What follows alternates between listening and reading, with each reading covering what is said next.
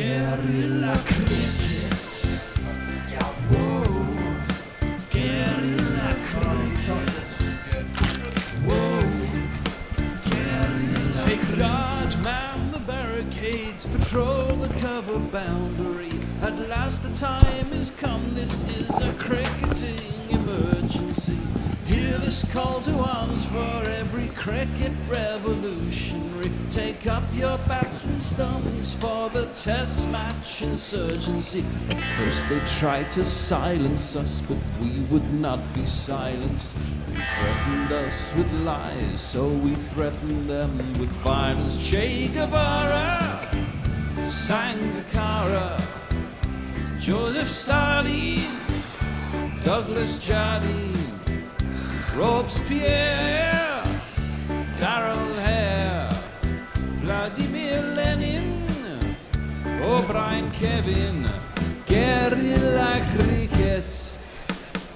It's not about the winning, it's about how many rules you break. Even in cricket commentary, this is the best advice to take. Pick guerrilla cricket, it's the finest choice you'll ever make. There's so much more to cricket than red counters and a slice of cake. At first they tried to sanitize us and clean up our act, but people like it filthy, and we know that for a fact. Fidel Castro, Lenny Pasco, Carlos the Jackal, Umar Akmal, Mahatma Gandhi, Grant and Andy, Brendan Behan, Austin Ian, guerrilla cricket. Stick with us, cause you know we're not the kind of thing that you see on the TV and the radio. So vive la revolution.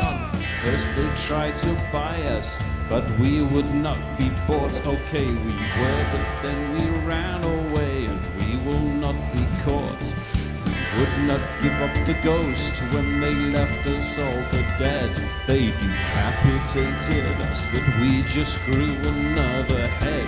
Chairman Mao, Jamie Howe, Ho Chi Minh, Asif Din, Václav Havel, Graham Saville, No Surrender, Percy Fender, Che Guevara, Sangakkara, Joseph Stalin, Douglas Jardine, Robespierre, Darrell Hare, Vladimir Lenin, O'Brien Kevin, guerrilla cricket. Well, we're back in Hyderabad again for a team looking to become the first to cross the 300 boundary, as it were. 320 overs, is it possible? Well, they got 286 on Sunday, and with a batting lineup that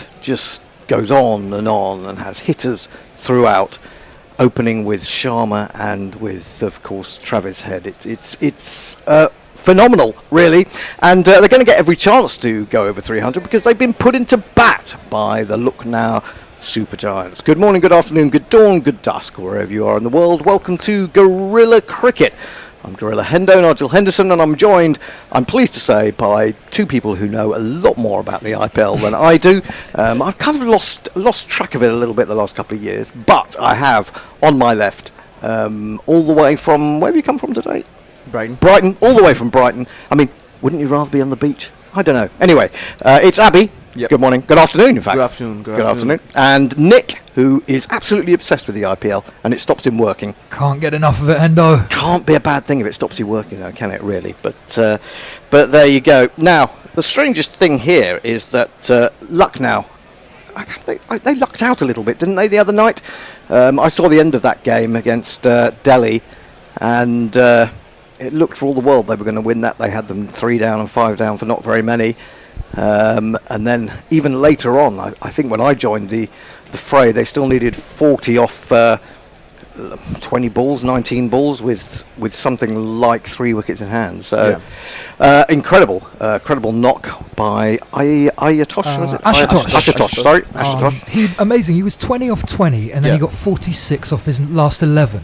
Well, I thought the spinners were bowling really well, and Mitchell Stark couldn't lay a bat on them. He was being done by the googly every time, and then he would go up the other end and just smash it straight. Bang, bang, there goes another one. Anyway, as we said, Lucknow have put the Sunrisers in to bat. Abby, 300, is it doable? Is it doable in Hyderabad? Definitely. If it was to happen, which, bear in mind, is very difficult in itself, it would have to happen at Hyderabad. And nowhere else would it ever happen. Why would you say that? Is it because of the pitch? Is it because of the boundaries? What is it in particular? I think all the permutations and combinations you get with all the different cricket grounds, you find them best suited for batting at Hyderabad. Right. Over the past couple of years. And if in this IPL, if it was to happen, it would happen at Hyderabad just because of the pitch. So we might be watching it this afternoon. So don't go away if you've just joined us. We already have a super chat. Would you believe it? Couple of them, Endo. Oh yes, indeed. Oh yeah, because you are the man to tell us about the super chats. I'll just go through the teams and then we'll come back to that. Sunrisers line up like this: Travis Head, Abhishek Sharma, Ishan Kishan, of course, who scored that big 100 in that game on Sunday against Rajasthan. Nitish Kumar Reddy, big fan of his. Heinrich Klaassen is keeping wicket and smashing the ball to all parts. Abhinav Manohar, Aniket Verma, Pat Cummins, who of course in the sort of rush to condemn Jofra Archer for going for 76, everyone else seemed to forget that Pat Cummins went for 60 from his 4 overs the other day. It's just not great being a quick bowler, is it, in this form of the game anymore. Harshal Patel, Mohammad Shami and Simajit Singh. That's how the Sunrisers line up. Lucknow, Rishabh Pant is doing captain and wicket-keeping duties. Ayush Badoni, Nicholas Poran, Aidan Markram. So it's Markram against Klaassen, isn't it? That's quite interesting. Prince Yadav, who has one of the greatest names in world cricket. David Miller, another hard-hitting South African. Abdul Samad, Shardul Thacker, who will be well known to people in this country. Avish Khan, Ravi Bishnoi and Digvesh Singh Rathi. Those are the two teams. Tell me about Super Chat, Nick. What do we got? We've got Muttley saying sausages have been ordered. Woof primates, love and sausages. Great to have you with us, Muttley. And we've got Jay Grover. He's refusing something. He's given us a couple of quid as well. So lovely to see them coming in before a ball's been bowled. Right, let's have a couple of quick super chats. Super chat cash. Tunes, that is. Super chat cash. Super chat cash. Super chat. A super chat from a huge YouTube hero. They're awesome and smart and they're playing their part. Super chat, super chat, super chat. So we just got through those, but keep them coming. The more the merrier, the more money we make. And we put towards reinvesting in this wonderful operation. It's going to be Travis Head and Abhishek Sharma. Look at the strike rate. Abhishek, 156. He played 65 matches, 1,400 runs. And Travis Head, well, we know what he's like. On his day, which is quite often. Most days. Most days. He is a very difficult man to contain. Opening the bowling will be this man.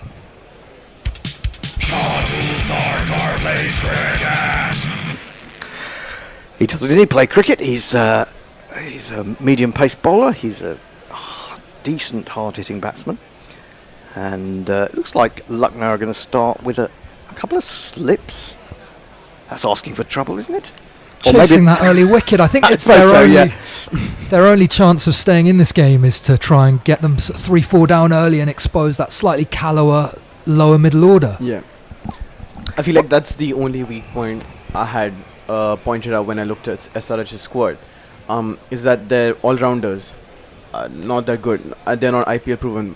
You've got Mulder and then Kamindu Mendes. Don't see them doing a lot. Kamindu Mendes, of course, who's had a brilliant run for Sri Lanka of late, hasn't he? In the longer forms. Yeah. Travis Head then will settle down. We've just got the one slip. There's a very fine short third man.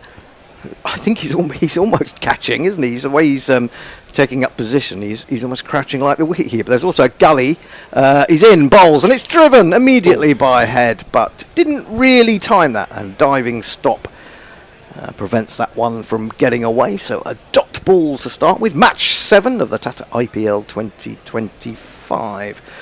Now, I think that I began to lose a little bit of interest in the IPL with regards to replacement players and 12 players in a.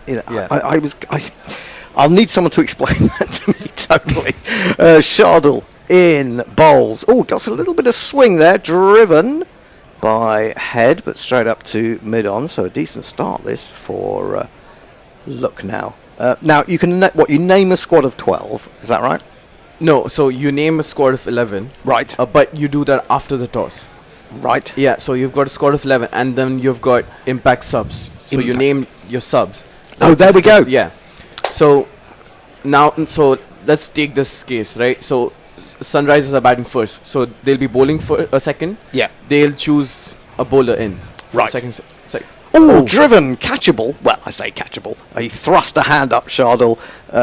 Couldn't really get anywhere near it. It would be nothing more than luck had it stuck in his palm, but it doesn't. It races away. It's the first one of these of the day. And if you kids can't listen, then you bound to see the way you get shot for crossing a boundary, So it's only a bowling substitute, is that right? Or No, it can be batting one as well. So let's say Saraj capitulate. Right. And they've got not enough runs on board, so they might want to bring a batter in, but they also risk not having an extra bowler at the back end. Right, okay. In comes Shardul again. Full toss, and takes a thick outside edge. He'll be annoyed that he didn't find the gap with that one. Travis Head, who has now hit 3 balls straight to fielders with the 1 boundary. 4 for no wicket after 4. And just looking at that lineup, a pretty good lineup, to be fair, that Lucknow have got as well. Yeah, and I think they will bring on Mitch Marsh As in a second innings. potential sub. Yep. Okay. So if you bring on your bowl, I'm getting confused now. Shardul in again. Oh, it's another full toss. This time has he got it through? Yes, he has. But interestingly enough, there is a man on the boundary at cover early on, just a single. It took me a long while, Hendo, but I think the easiest way to think of it is you can bat till sort of 8 and Yeah. then bring in a bowler, so and still have 5 bowlers. Does that make sense? Bat till 7, field 4 bowlers for the first innings, and then swap one of your batters out for a bowler, or likewise if you're bowling. So I still can't get my head around it. It's bizarre. It is bizarre. It's essentially a 12-man team. Yep. Yeah, basically, yeah. Well, I'll come back to that, and I'll tell you why I really can't get my head around it. So, is there a point at before which you cannot make a change? Does it come at a certain point? It's usually at the halfway stage. Okay. Shardul in, bowls, short, and chopped into the ground by Head, who was possibly thinking of pulling that, and then didn't. No, that was Abhishek. Oh, sorry, was that Abhishek? Yeah, of Abhishek, course. yeah. Same goes. He was looking to pull it and then played it out to the offside. Gets a single, keeps a strike. Does he? Yes, I think so, because that's the end of the over. 6 for no wicket. Let's have a listen to what's on socials. Oh yeah, we've got lots coming in. Beskatas is with us, hello all. Daniel's morning primates. Jay is with us too. Hooray for all the gorillas. We got Brian in Brisbane saying the afternoon. Sunshine in the East Midlands is weak. Farong saying wibble. Muttley's asking if I've got a monogrammed hoodie. I don't. I've got a dodgily branded Nike t-shirt on.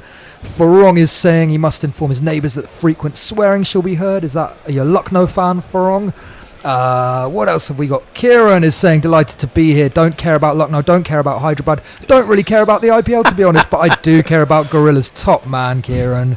And the Harry man is saying impact player rule is the big reason. Couldn't believe Mumbai's batting came a crop without Hardik versus CSK. Well, that's 4. 4 runs from Avish Khan's first ball. It's just neatly laid down to where a third man might have helpfully have been, but he's up inside the circle, and that has raced away.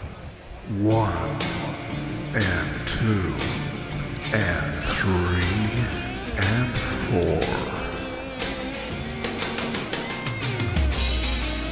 I've been on a bit of a luck now jingle hunt this morning, or just in the few minutes leading up to going on air. We've got one from Avish, so I'll play him. Hello, my honey. Hello, Avish Khan. Pull on the stumps, please. Pull us some maiden, please. Yeah, back of a length this time, and Abhishek was looking to guide it down in somewhere near the same area, but this time it was straight to the short third man, so there is no run. Both batsmen on 5, 10 for no wicket. 8 balls gone. Sedate start for Sunrisers. Surprising, actually. Relatively speaking. Here is Avish again in onto the back foot. That's a good probing delivery, and there's not much he can do with that except force it up to mid-off. And there is no run. Now, I think, what were they, 45? They got to 45 in the first 3 overs? Yes, I Rajasthan. actually lost interest in the match. Yeah, it can get a bit like that. Yeah, there was no point in watching that. Yeah. Because no team's going to chase anything upwards of 250. I mean, Punjab did, to be fair, last year. But other than that, I mean, that was a freak result, to be really honest. There's no point in watching all these matches if it's going to go upwards of 250 consistently. Oh, didn't I see something about Rabada getting a bit pissed off the other day about it? This is lifted off a thick outside edge by Abhishek, and a bit of excitement for Avish because he thought that might carry to the man on the backward point boundary, but it was just short of him. David Miller, who is apparently on the mic. But you can't hear him, we can't hear him, we've no idea what he's going to be saying, and in fact, let's face it, what can he be saying? I'll wager we aren't missing much. I wager you're correct. 11 for no wicket brings Travis Head back down to face. If there's one thing I hate in modern day cricket or modern day short form, it's talking to players during the action. I detest it.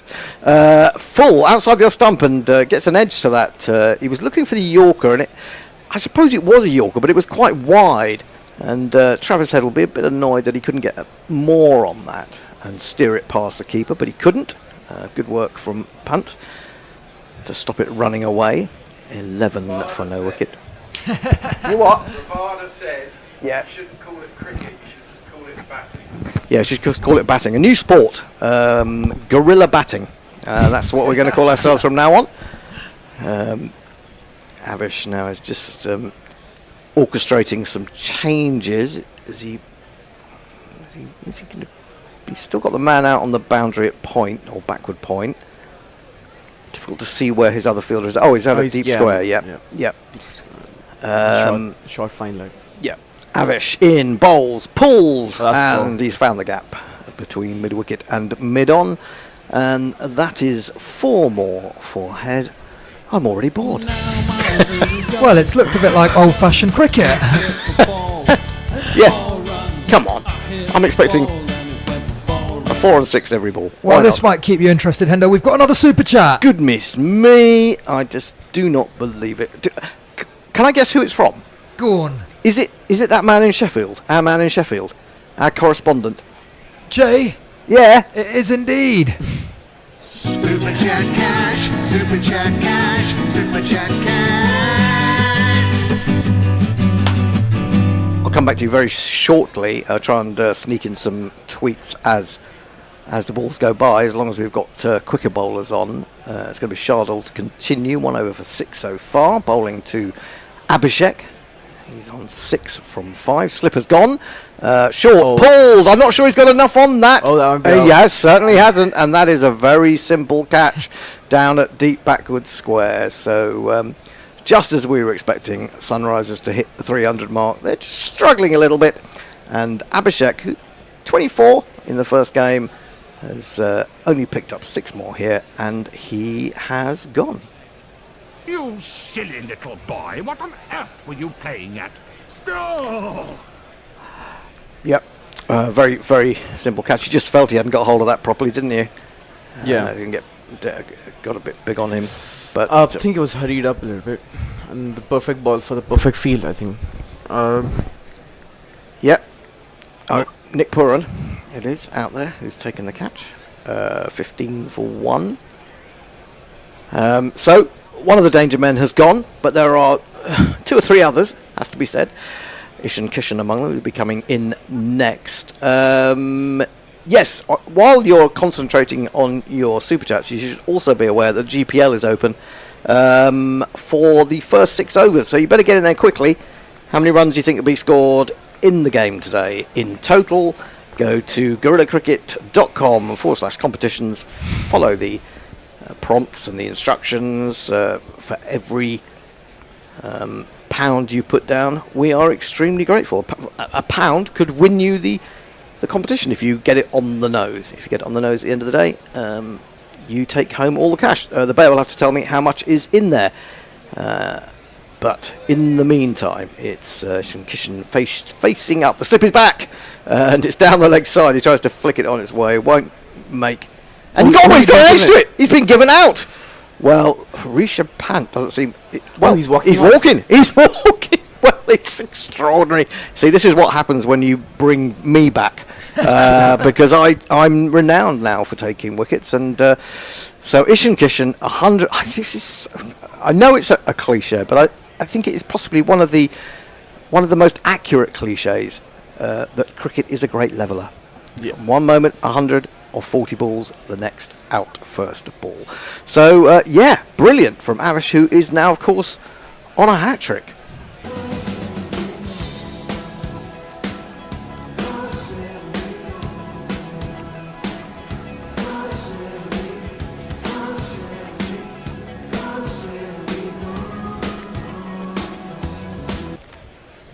Any tweets? We have got loads coming in. We'll go back to Muttley's super chat. Jay's super chat first. He's saying Samson is now a perpetual sub due to a shit thumb. He is, and Messers is pointing out that Mitch Marsh has the perfect gig. Sit and watch instead of fielding, then come into open for LSG. Nice work if you can get it. I agree, Messers. If I could do that in cricket, I'd play a hell of a lot more because I fucking hate fielding. Yeah, I mean, I don't know. There are days when you feel good in the field. Other days when you just feel. 20 overs is all right, but once it gets into anything approaching 40 for me, Hendo, I'm really struggling. That's because you're a youngish man. If the weather's anything like it is today, I don't mind fielding 50, 80, however many overs it is. Really? Yeah, I'm not lying. Yeah, I suppose this is quite cool for you, isn't it? Yeah, for us. This is a glorious summer's day, effectively. Shardul 2 for 6. What part of India is it you're from? Pune. Pune. Yeah. Okay. What would it be like out there at the moment in Pune? 38 degrees. 38 degrees. Jeez. A little bit sweaty. Yeah. Much humidity as well? No. Oh, okay. That's not so bad. We are at a bit of an altitude, so. Okay. Hat-trick ball is a Yorker. It's dug out by Reddy, who scarpers through for a single, and the score moves on to 16 for 2. So the hat-trick is averted, but Sunrisers are in a little bit of early trouble. It was a good hat-trick ball, you have to say. Couldn't have done much more, but it was well met by the new batsman as we look at those 2 wickets going through again. Yeah, Kikizo Rabada's he's not happy. The bowlers lament. In he comes again, the full toss, driven straight, and that will go all the way for 4 runs. Not the best ball that he has bowled. Shall we sneak in a couple of tweets? Yeah, let's. Messers is telling us that the GPL's at 104 quid. Wow! £1 could win you 104 quid. Get on it. gorillacricket.com/competition. You can buy all sorts with that. And he's also telling us it reached 38.6 degrees down there. What, in Perth? In Perth today. It's supposed to be bloody autumn, Messers is complaining. Shardul in again. He bowls him a clever slower ball wider of the stumps, and that rather fool's head who... Oh! What? Really? It's been given as a wide. Oh, well, I thought we were going to see it again, but from side on, but we're not. We're just seeing the wicket of Abhishek. Did you think that was a wide? I thought it yes, was. thought it was. Yeah. I thought it was a clever piece of bowling, to be honest. I thought it was just inside the guidance line, but maybe not. You're on your own in the corner there. Looks like Hendo. it. Looks like it. Okay, so it is a wide. And Shardul is again. He bowls him a bouncer this time, which he tries to fetch and lift down towards third man. That's been given as a wide as well, although the bowler is trying to claim that he might have got a little edge through.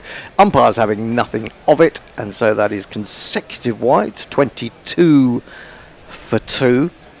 I have a fun fact to pitch in right now. Yeah. Shardul Thakur, Yeah. his aunt lives next to me. Wow. Yeah. Claim to fame. Can you get her on the phone? Get her on Gorilla? I think she'll be asleep right now. We Punekars, we love our afternoon. Siesta. Yeah. Yeah, full but chopped away out to deep backward point. Did they just settle for the one? I think they did. 23 for 2. I think all countries should have siestas. I think it's just a civilized thing to do, isn't it? Yeah. Who wants to be up for 8 hours without Yeah. having had a nap? It's madness. Wake up to a cup of tea. Wake up for a cup of tea. Absolutely. Why not? Twice in a day. I suppose you've got to, who's going to get up first to get the cup of tea? That's what you got to decide. Right, I think this is going to be the genuine final ball of the over, and it's driven very fluent shot for Reddy. Lovely. Oh, that was gorgeous. I'll let you eulogise about that after playing this jingle.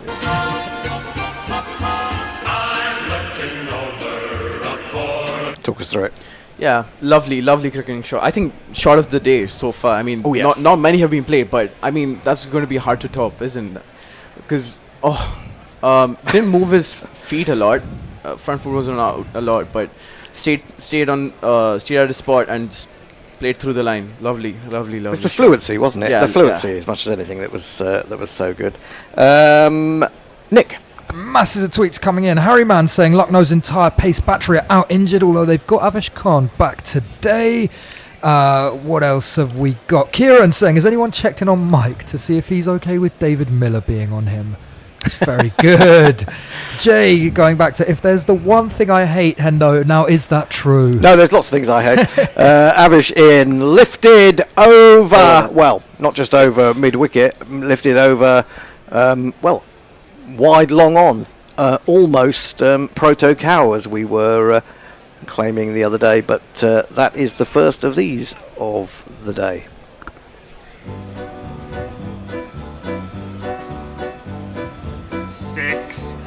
Well, still got Travis Head to get going, still got Henrik Kleisen, still got shots from the flowing blade of Nitish already as well. So that was 80 metres long, that shot. I think they need to be a little bit sensible here, play a pragmatic innings. I mean, by that I don't mean, completely just stop the flow of runs and play for singles or doubles, but just to be a little bit more sensible. Yep. You lost a couple of wickets. Your all-rounders aren't that great to bail you out. Just, be aggressive, but pragmatically. Yep. This is Dugout looking again for Yorker Avish, and Head can't do much more than get the single into the offside.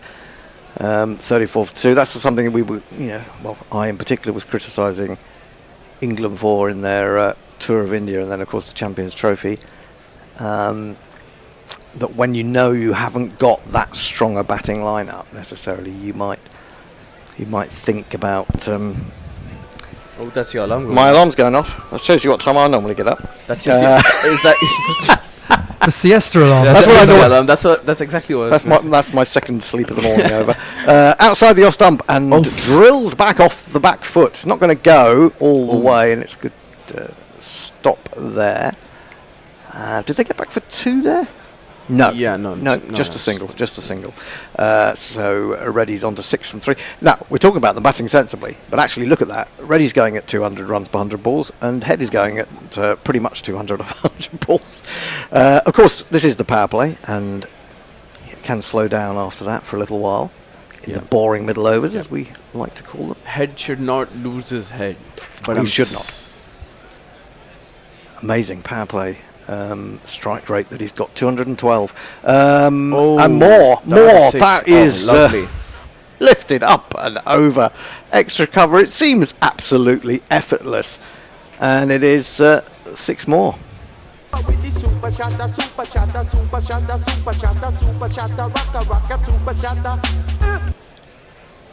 Classic headshot actually, pitched up wide, way wide of off stump, and just swatted through. And he knows it. Avish knows that you should not be bowling there.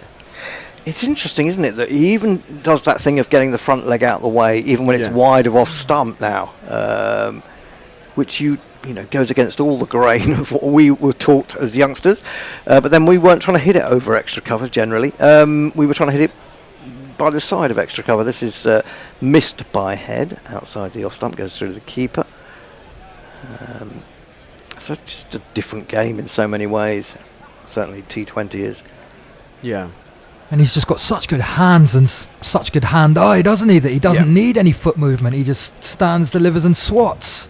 Yeah. It's all about Hand keeping your head still, isn't it? Yeah. That's the thing. I sometimes wonder how they do it, because it almost seems to be leaning right back when he plays the shot. But maybe that's to get a bit more elevation. A still head and fast hands can get you Indeed. anywhere. Avish again, 2 wide. Didn't get that quite as well, but it'll be 4 runs anyway over the top of the infield.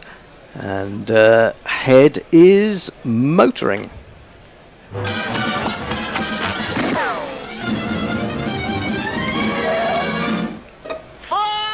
And those people talking about, Avish is back, but he's gone for 27 from 2.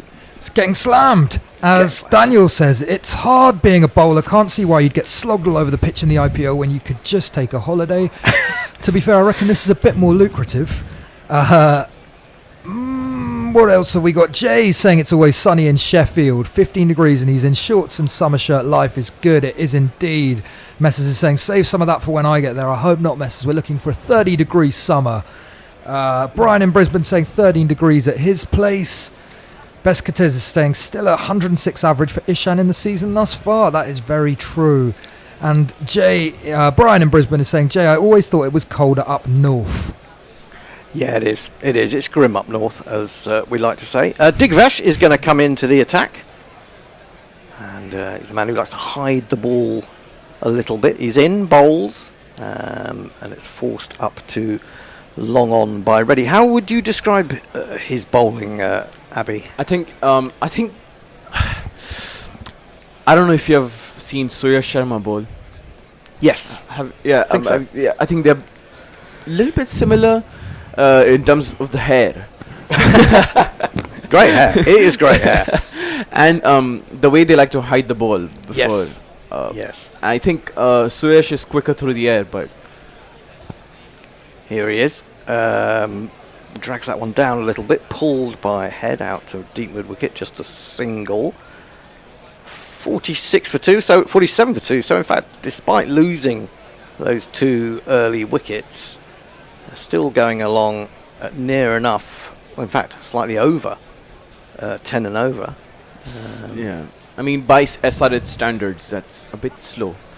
Yep, and that's a no ball apparently as well. And it's going to be a free hit just to make things worse. Oh, this is a very tight one, isn't it? But it's probably just about right. There really is nothing to recommend this for bowlers, is there? He's in for the free hit, bowls, and it's pulled up into the air. Just dropped short of the man at long on. And so they haven't really taken full advantage. Just a single resulting. 2 runs in effect. 49 for 2. Well, there you go. Covers all bases, doesn't it? Will the team from the city of Nawabs win in the city of Nizams tonight? Yes, no, or probably. Or probably not. Who knows? Digfash in onto the back foot, making room. Head plays out into the covers, and there is no run. He looks like another of these sort of little leggy, bowlers who looks like a leggy but tends to bowl generally googlies or balls that actually move away from the left-hander. Anyway, here he is again. Bowls. That's a bit wide. Ooh, and he's only just got that away with that as head. That wasn't far from extra cover, and it takes a good piece of fielding out on the long off boundary by Miller to get round. And that's Markram. Sorry, Markram. South Africans. South African. They're all shaven-headed and swarthy. That was a good piece of fielding, though. Has to be said. They only get 2 instead of 4, but it could have been worse. Could have been caught. Heads on to 34. In he comes again. Drives up his sleeve. Oh, again! He gets away with that one. He didn't time it. And that is perhaps the lack of pace on the ball suddenly. And that does expose the technique. And maybe he was leaning back a little bit there. But it was a diving attempt forward at mid-on. He also had to go away to his left to get there, but he couldn't snatch it. Reddy gives himself room. He follows him and he just knocks it into the onside. They're going to come back for a second. That's good running. And that's smart bowling there by Digfash. Well, he's gone for 9. It wasn't that bad an over. 54 for 2 after 5. I think it's time for a change. Who's in now? Is it the Bear? The Bear coming to join us? Here he is, the Bear with beer. You can't expect anything else. And Messi is joining us. Should be. And I think Anindo's joining us. Indeed. Okay. G'day, Anindo. Good to see you. Where are you joining us from today? Cambodia. Uh-huh. Oh, and we have another super chat. Jay Grover sends us £2. Says, try and sell the GPL and Egypt. £105 in the GPL to be won.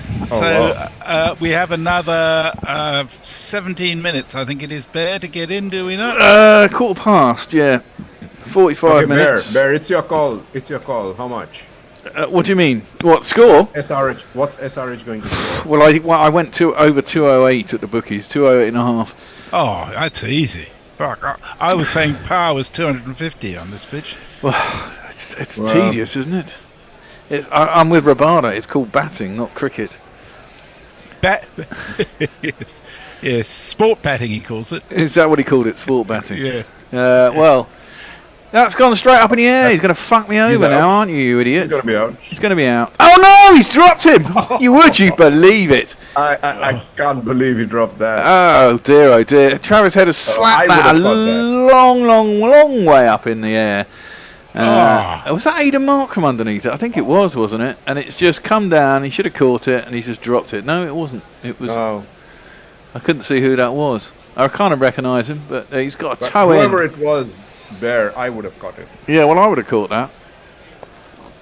We're all watching it drop, and now typically I come on air and someone calls me. I believe. That one is flat. And it's cut out 2-point cover, and they scoot through for a quick single. I've got a jingle for Ravi Bishnoi. There once was a boy whose name was Ravi Bishnoi, and he had so many skills that he wanted people to enjoy. Oh dear, that's a terrible job. When Bishnoi begins, sorry. Well, that's cut. Oh, there's no one out there. He's got 6 over extra cover. Would you believe it? Fuck me. Let's give it a jingle. He's leaned back again. I thought that kind of came off the toe end. If someone had been out there, it'd have been an easy catch on the boundary. But there is short boundaries. Well, he knew there was no one out there as well, didn't he? Heavy bats. Just over. Nicholas Poran it was who dropped that catch. Oh, was it? Oh, Jesus. He's a keeper as well. Terrible. Well, he didn't have his gloves. No. But generally, you're there because you can catch. Heads on 42 off 20. And that one's flat. And again, it's googly-like from Bishnoi. I mean, is it googly? I mean, they basically bowl it. He doesn't know how to bowl anything else. doesn't he? But I mean, he bowls it into the middle of the pitch as well. It's almost like a slow dibbly dobbler. Yeah. It's not really spinning. I wouldn't call it spinning. I don't have much time for Ravi Bishnoi, to be fair. I mean, I really don't think he's a world-class player. Well, even though he plays him once in a while. Well, I when mean, he starts his run-up, he's like an eagle soaring. Whee! Gives it the old wings, does he? Well, someone's got themselves injured, or they need a drink. I don't know what's going on. He's got a nice big diamond earring, though. He must have got one on the hand. And he's got a bit of a mullet as well. These are more interesting things than the actual cricket, but hey, you know. He needs a haircut. Well, yeah, give him a haircut. Shave it off. Put him in the army. Yeah. It looks like it's pretty hot out there, I'll give it that. Is it hot over there? Where are you? Oh, God. I need to change this bloody screen set, don't I? Is it hot where you are? Brian in Brisbane says it's 13 degrees at his place, to which Jay says it's proof that South Yorkshire is a balmy Xanadu compared to the Midlands. Well, it's about 16, 17 down here in London. It's a very pleasant day. It's you can see winter receding and the trees are starting to bloom, and it's always a nice time of year. You feel like you're coming out of the shit. That's a really nice time of year to be in. Yeah. I'd lay odds you got about 31 degrees, have you, Aninda? Yeah, I think I'm about there. Yeah. I went out in the afternoon to grab a bite of lunch, and the sun was like burning through the skin. Oof. Oh. Bishnoi in. Oh, slapped back. Well, he just injured his hand. He's had a man on to give him some magic spray, and he's just in slapped back. I think he's same hand. He stuck out a palm. Palmed it onto the umpire, I think. Took most of the pace off, so it probably wouldn't have hurt the umpire that much. But he did get... Oh, he nearly knocked it onto the stumps as well. No, he didn't knock it down onto the umpire. He knocked it down onto the ground, actually. It's good effort, because it came back bloody hard. When Travis Head hits them, they stay hit. Yeah. This one is just driven out into the covers. This time he doesn't try and slap it over the boundary. Is that the end of the over? That is the end of the over. Only 8 off it. It's not bad. 62 for 6 after 6. End of the power play. 10 and over. Over to you, Messi. Give us some tubes. Jeff Perkins, in response to Hendo saying Head is motoring, says Motorhead. Yeah, spot on, I guess. Kieran says it's about 38 degrees in Ireland. Well, under my armpit, which is in Ireland, so it's plenty hot enough, but rising humidity has caused a funny smell. And maybe Fahrenheit as well, Gosh, so much coming in. It's lovely to have you all with us. Ramarajan says, thanks for doing this, and you guys are 1,000 times better than the stupid commentators who are all fanboys of Rohit, Virat and Dhoni. Yeah, listening to the TV commentary drives me up the wall. And Jay just says, hooray Aninda, hooray Bear, hooray Messes. Thanks, Jay. Well, I'm having a beer in your honour, Jay, because I can't watch this without having some alcohol. I had some a little while ago, some wine though. Yeah, it's good. Oh, now that's just tipped round the corner by Nitish Reddy. They're going to come back for 2. Heads sort of running around for 3. They're going to get 3. We're going to get 3. You never get 3 in the IPL, but we have today. Mainly because it was an overthrow. Head didn't really want to head back for the second, but there was a misfield at short fine leg, which allowed them to get back for 2. And Reddy had already decided he was going for 2. And then the throw came in down the bowler's end. Missed the stumps. There was no bowler at the bowler's end. He was just standing in the middle of the pitch. It wasn't particularly good throw. Really bad fielding today. Yeah, and terrible. Again, past the stumps, whoever was running around from cover to do the fielding, because mid-off hadn't come up to cover it either, then palmed it off down towards mid-on, and they got 2. Now it's cut. And it's wide, and the man at point goes down to the third man boundary. It's another fucking boundary.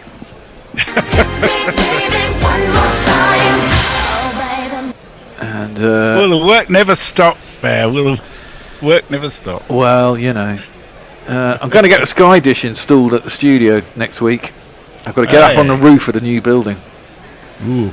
Yeah. You are? Are you in no, the new I'm building not already? doing it. Huh? Are you in the new building already? No. Still waiting to complete here, but the lady who's buying this place, she is on a rental, and she's supposed to be out of there by... Oh, now that one's gone. That's another googly. It zipped off the pitch a little bit. It's pretty straight. Beating the outside edge of Head, who was trying to cut it. and it's taken by Pant. There's no run. They're getting quite a bit of bounce off the pitch. Yeah. Look, have they beaten out Dream 11 with My 11 Circle for this tournament? That one is smacked up to long off the back foot by Travis Head. He'll get himself a single. Now the woman who's moving in here, they've got to get out of their rental because their landlord's selling his flat, funnily enough, as well. And they're due to leave there on the 18th of April, so we should be out of here. But we're going to miss there's going to be a couple of games in the middle of this we're going to have to probably miss. Oh, now. Miss hit by Reddy. Back up the track. Plops it over the bowler, though. Down to David Miller, who's at long off. He'll get himself a single. What's that, 9 off the over so far? 71 for 2 after 6.5. And just the one Messi, ball what's the temperature in Hyderabad, you say? I haven't had a look today, to be honest. I shall look it up for you. Hottest time of the year, isn't it, in India at the moment? That one's driven straight back past the bowler. In fact, knocks out middle stump at the bowler's end. Pretty good shot. Very accurate. And there is no run. Takes out middle stump. Lovely. End of the over. Tubes. Okay. Just waiting for the temperature to come up. I'll come back in a second. And we have a strategic timeout. We have a strategic timeout. Oh, good. Do I have two the innings? temperature is 32 and 32 percent humidity, so quite pleasant, actually. Yes, it is. And I just need to reopen YouTube, and we're back. So Muttley says, anyone remember that time Dickie Bird got hit in the arse by the ball and got stitched up in the middle of the field? No. Jay says, no, but it sounds utterly plausible. Barong just says, rum it is then. Yes, and I was going to say, got the news yesterday that Joel Wilson and Goff have been removed from the elite umpiring panel and replaced by a South African whose name I can't remember, and Alex Wolf. Yes, absolutely. Now it's about time Joel got out of that. Well, indeed. Yes. 6 years too late. But yeah, but we had fun while it lasted, Anindo. We had fun while it lasted. He got overturned a lot. You know, at least the mistakes were corrected. Yeah, they got DRS. Learning in loops.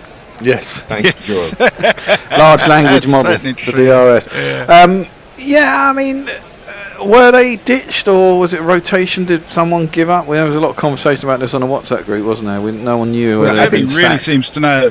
No, I don't think they really revealed that, because the last time I think what happened was you remember when Ravi was taken out and there was a lot of hue and cry because I think they made a statement that it was because of the number of mistakes that he made. Maybe they've decided not to give reasons. Float that out there. That's fair enough. Hendo mentioned something about a drink driving charge that Goff had against him, which might have Goff, I'm a bit surprised. That, I mean, there must be some particular reason about it. But it's not as if he won't do any more test umpiring. It's just that they do about half as much when they Did anyone see that? Here's another thing. Did anyone see the article yesterday about the World Cricket Association or the players trying to have a pop at the ICC? What was it about? Well, so the players, they did a big sort of survey of like 68 international players, and the players want to basically do what we've talked about for ages. So they want to create international windows throughout the year for international games. They want to create divisions in Test cricket, so there'd be 3 divisions of 8, so you'd have 24 Test teams. I don't know who the other ones would be, but that would be quite with relegation and promotion. Yeah. With a round robin over 4 years, I think it was. Everyone would have to play everyone else. Although the only one thing they were saying was the international windows, so each Test series would be at least 21 days long, which wouldn't allow for 5 Test series.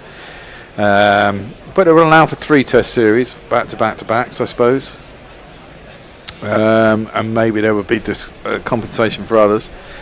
But yeah, I mean, promotion and demotion and everyone having to play each other was twice, and then they would have to come together with the so there would be a panel there would be players, administrators, and something else actually. As that one's worked around the corner by Reddy, down to long leg, and that will be 4 runs. There's not one boy for me. I must have 2 or 3. I need 4. I'll see if I can get it up. It was quite interesting. So so there would be international breaks, and they would have a panel. They wanted to more even distribution of the funds, the ICC, and they wanted to make the ICC more accountable as well, and have more power. That's a novel idea. Indeed. Well, that's worked out. I'm just going to put a link to the article on our YouTube feed. Okay. Oh, you found it? Yeah. Have you got time to read it? Because I'm sure I've missed some things out there. I shall have a look and come back to you. Cool. And then you can give me the gist of it again, because I only read it briefly. I was going to put it on the WhatsApp Somebody group tell me, who's this guy Prince who's bowling? No idea. It doesn't have a jingle. So Messi is our only entrant to the GPL today. You've got 4 minutes to challenge Messi. And the pot will be about £108, £110, something like that. 105, I think it is at the moment. Okay. Prince, he's not the dude from Zimbabwe, is he? No, he's Indian, yeah? Homegrown? I doubt there'd be a Zimbabwean, would there? Bowled! Travis Head has been bowled. The Prince has taken a wicket. I wanted to come up with something more pithy than that, but I can't. It was a Yorker, and he's tried to slap it back over his head. He's missed it, and Travis Head is not going to get his 50. He has been bowled for 48. I did get my over 60, whatever it was, though, and we have to say goodbye to Travis Head. The crowd says, the crowd says, the crowd says you're out. What is it, Hendo? Prince's crowning achievement. Well said. Bowls Travis Head. This is his first match. Yeah, where is he from? Never heard of him. Yeah, well, he's from Delhi. I'm just reading his thing. He's a right-arm fast bowler who rose to white ball prominence via the Delhi Premier League last year. Okay. So he played for Rishabh Pant's team, and that's probably why they bought him. Okay. Well, his T20 career includes 3 matches, 1 wicket, an average of 72, and an economy of 9.6. Doesn't sound amazingly stunning, really, by any stretch of the imagination. I guess it's something that Pant saw in him. Yeah. Indeed. Well, next T20 average is 22.9, 8.08 economy. Okay. God, imagine having an economy of 8.08 and being all right. Anyway, the next man is... This is the idea. Yeah. The first ball he bowls to Heinrich Klaassen is down the leg side. It's been given as a wide. It was. It was indeed. But he's got a wicket. Prince Yadav. Yeah, Prince Yadav, yeah. Splattered the stumps. That's not bad first wicket. Again, your first IPL game, is it? Travis Head. Bringing the ball in. Did he bring the ball in? I'm not sure he did. I think he just missed it. Yeah. Well, yeah. That seemed to come in a bit though, having said that. Maybe a bit off the seam.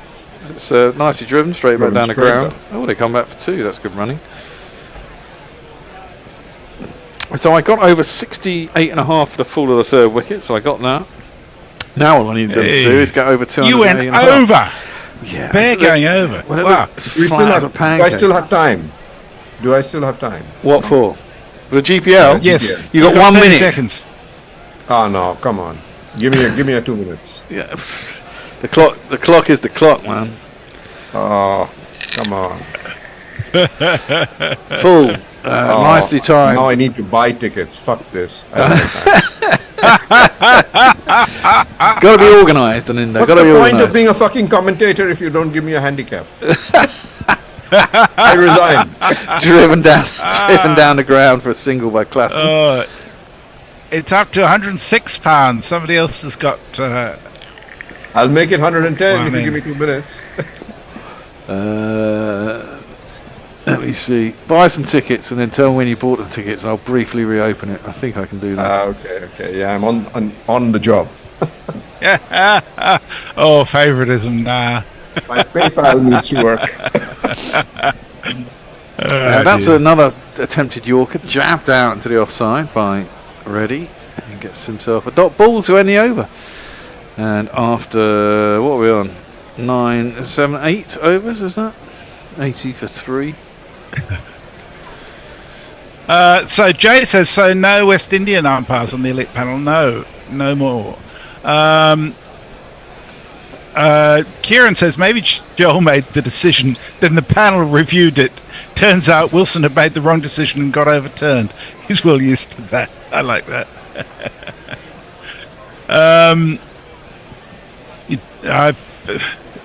The article I linked to was the Indian Express. Jay says, reading an Indian Express article, be prepared for 1,000 ads before you click the cookie acknowledgements. Yeah. Or use an ad blocker.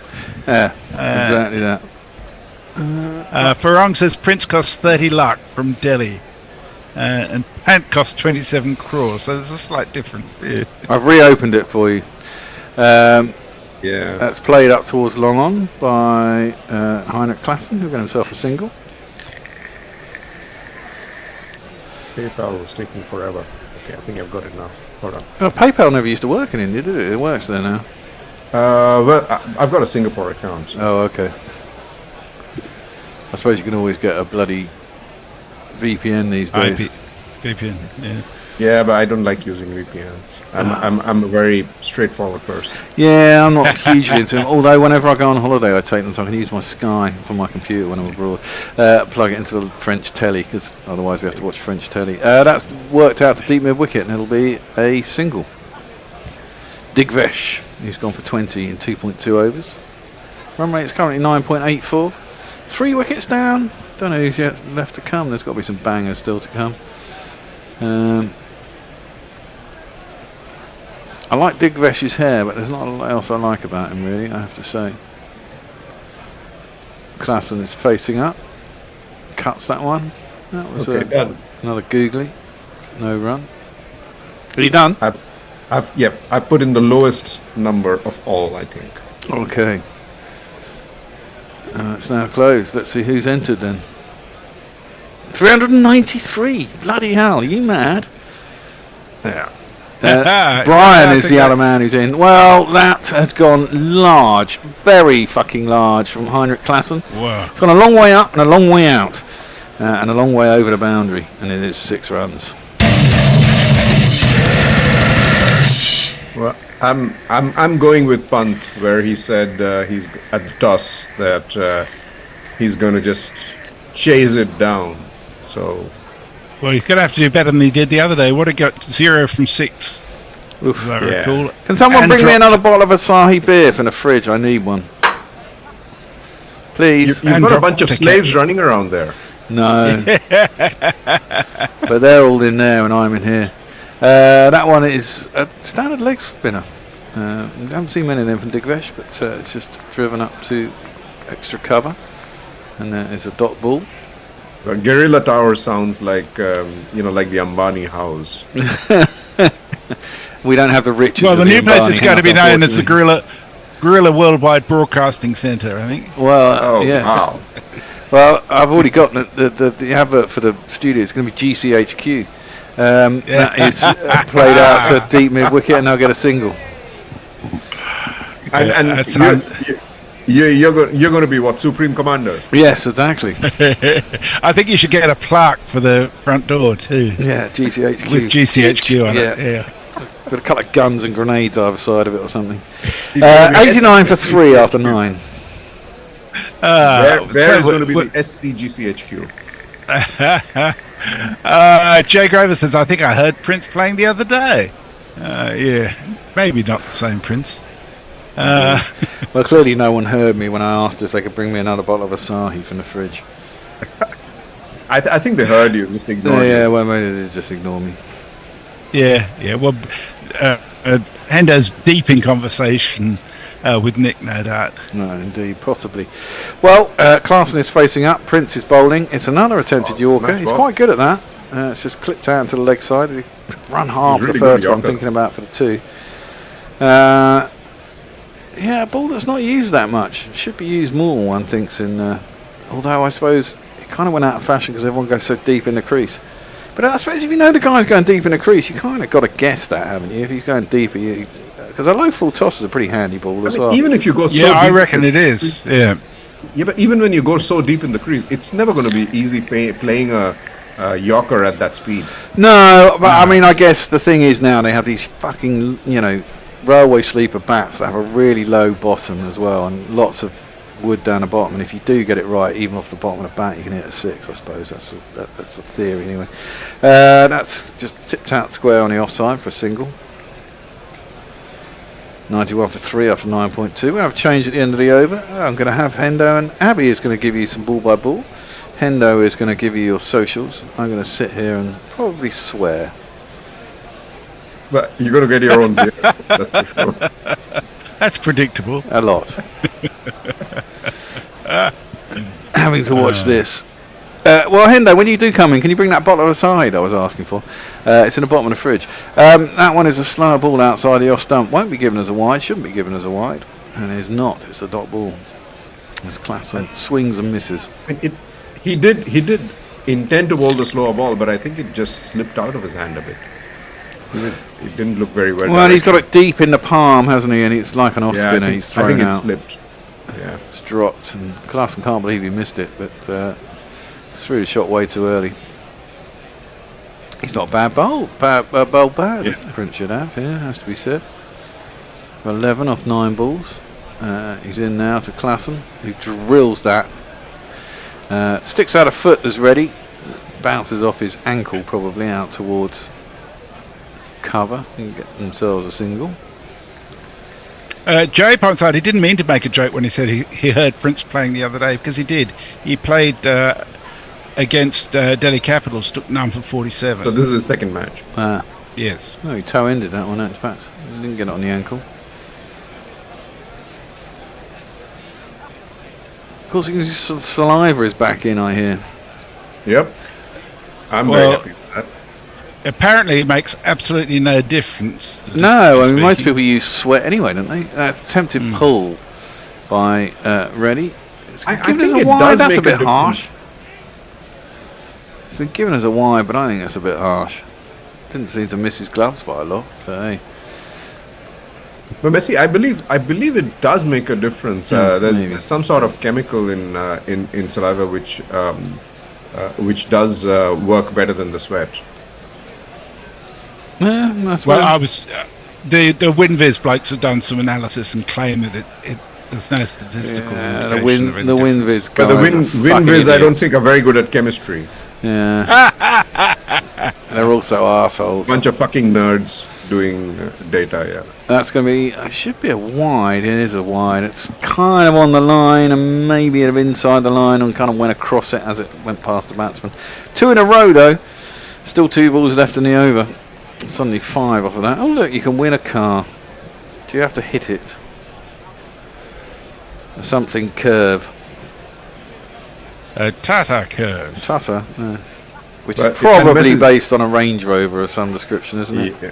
Well, yeah, must be. Must be. Yeah. Very Well, high. I mean, when you own both the companies, why wouldn't you do that? No, that's true. It's got very high suspension. Nicely driven by Reddy inside the man at cover, but there will be a long off and just be a single. Jay Grover says, "A Nindo on fire today. Drink more sweary juice, bro." Yeah. It's always good to do. It's always good to do this with a few beers inside you. Yeah. I was going to have another wine, and then I was like, okay, maybe not. Well, this is a long way to go.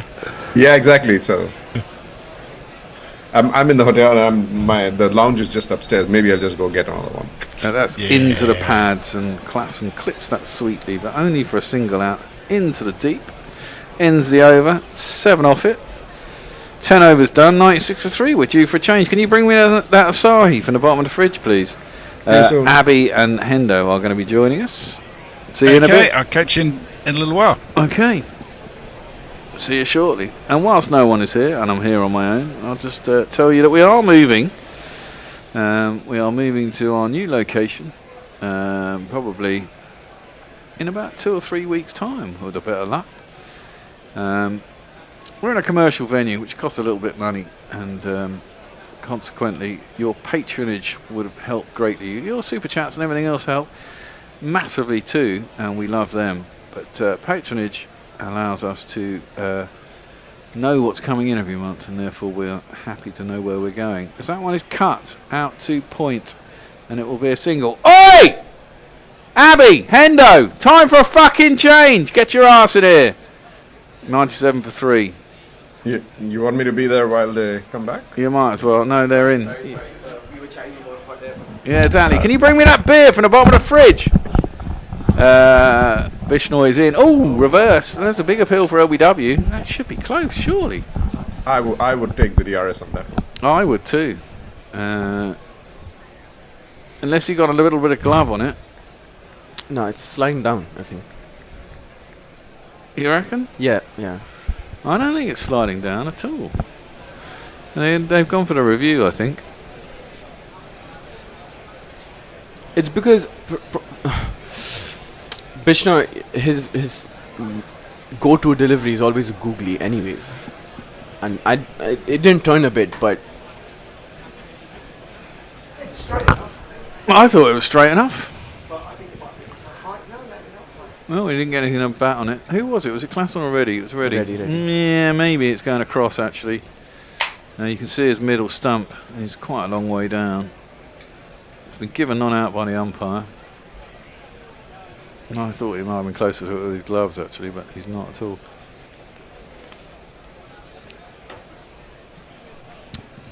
We shall wait and see. There's quite an angle on it, isn't there? I think it's going across. It's umpire's call just, but it was given non-out, so it remains non-out. You can take over now. Abby. I am on ball by ball. Yes, you are on ball by ball. Right then, 97 for 3 SRH. How are you feeling about this bear? Well, I'm hoping to get over 208.5 because that's what my bets is on. Yeah. I think they'll get there. Yeah, they will comfortably get. I mean, that is if these two, but at least until the 15th or 16th. You'd have thought so. Yeah. If Klassen gets going, still big runs to be had, isn't there? Anyways, Reddy goes for a slog, but mishits it, and that converts to a single only. I mean, this is it. Reddy he's really not got going, has he? I mean, if he gets some timing together, I mean, he has. I've seen him be quite destructive in the past. Klassen, we know, can be very destructive. I think he relies on others setting the platform for him. Anyways, Bishnoi in, hit straight down the ground. That should be a couple, I think, or a 4. That is a 4 for Klassen. I think he should get rolling, but that is a 4 to get things underway. 2 + 2 is a member.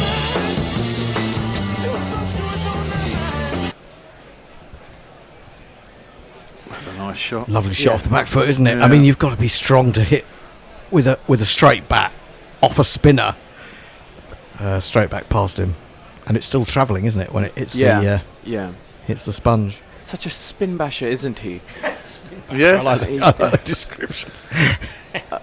Plots it down for a single to long on, and that is his 20th run out of 14. Still, I think they've gone a bit slow, haven't they? For my liking, they certainly slowed down a little bit. Yeah, certainly for Bear's liking.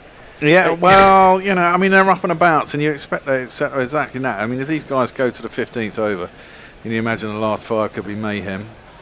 That's covered well by Digwesh there. They do not scramble for a single, and that is the completion of the 11th over, 103 for 3 SRH. And they've still got to go back to Shardle and what's his name who started at bowling? Prince. Avesh. Avesh. Yeah, I mean, he looked very hittable. Don't know where we got to on the tweets. I'm just going to jump in there and hope I've got something right. Did we have Jay saying an Indo on fire today? Yes, that was the last we had, I think. Okay. Daniel Keevy. I really don't understand why any bowler especially a pace bowler, would compete in the IPL. There's really no way to get around the batter's benefits. Well, I mean, I guess they do it for the money. Although it's kind of difficult, isn't it? Because if you go for too many runs, you're just not going to get a contract again, are you? I mean, well, no, it's interesting. Jofra was he the most expensive bowler in IPL history the other day? 76. Yeah, but 73 of his 4 without any wicket. I mean, I think they do sign. They must be signing. They must be signing indemnity forms. Before playing this tournament. But Prince Yadav back into the attack for his 3rd over, classing on strike. Well bowled, straight onto the pads, but equally well played by Klaasen for a single. Yeah, they should be signing indemnity forms because in this format, there is no guarantee that a good ball is not gonna go for a boundary. No, absolutely well, not. I think I think that Jofra's confidence has just been completely sapped by the Champions Trophy and the Tour to India, because the way he was getting picked off, even when he was bowling as fast as he could. People like Abhishek were pulling and getting edges that were flying for 6. Yeah, I mean, it eventually gets to you, surely. Possibly. Yeah, again, Reddy goes for a slog, but does not connect it again, and again they change the strike. They made him into a Brit Umran Malik. The Champions Trophy made him into a Brit Umran Malik because, again, pace is not going to get you anywhere. I mean, pure pace doesn't necessarily get you anywhere. I mean, he could get wickets in the first couple of overs, when there is a little bit of swing and a little bit of movement, but it goes so quickly. Yeah. That especially in the longer form of one-day cricket, he's then still got another 10 overs to bowl, 8 overs to bowl.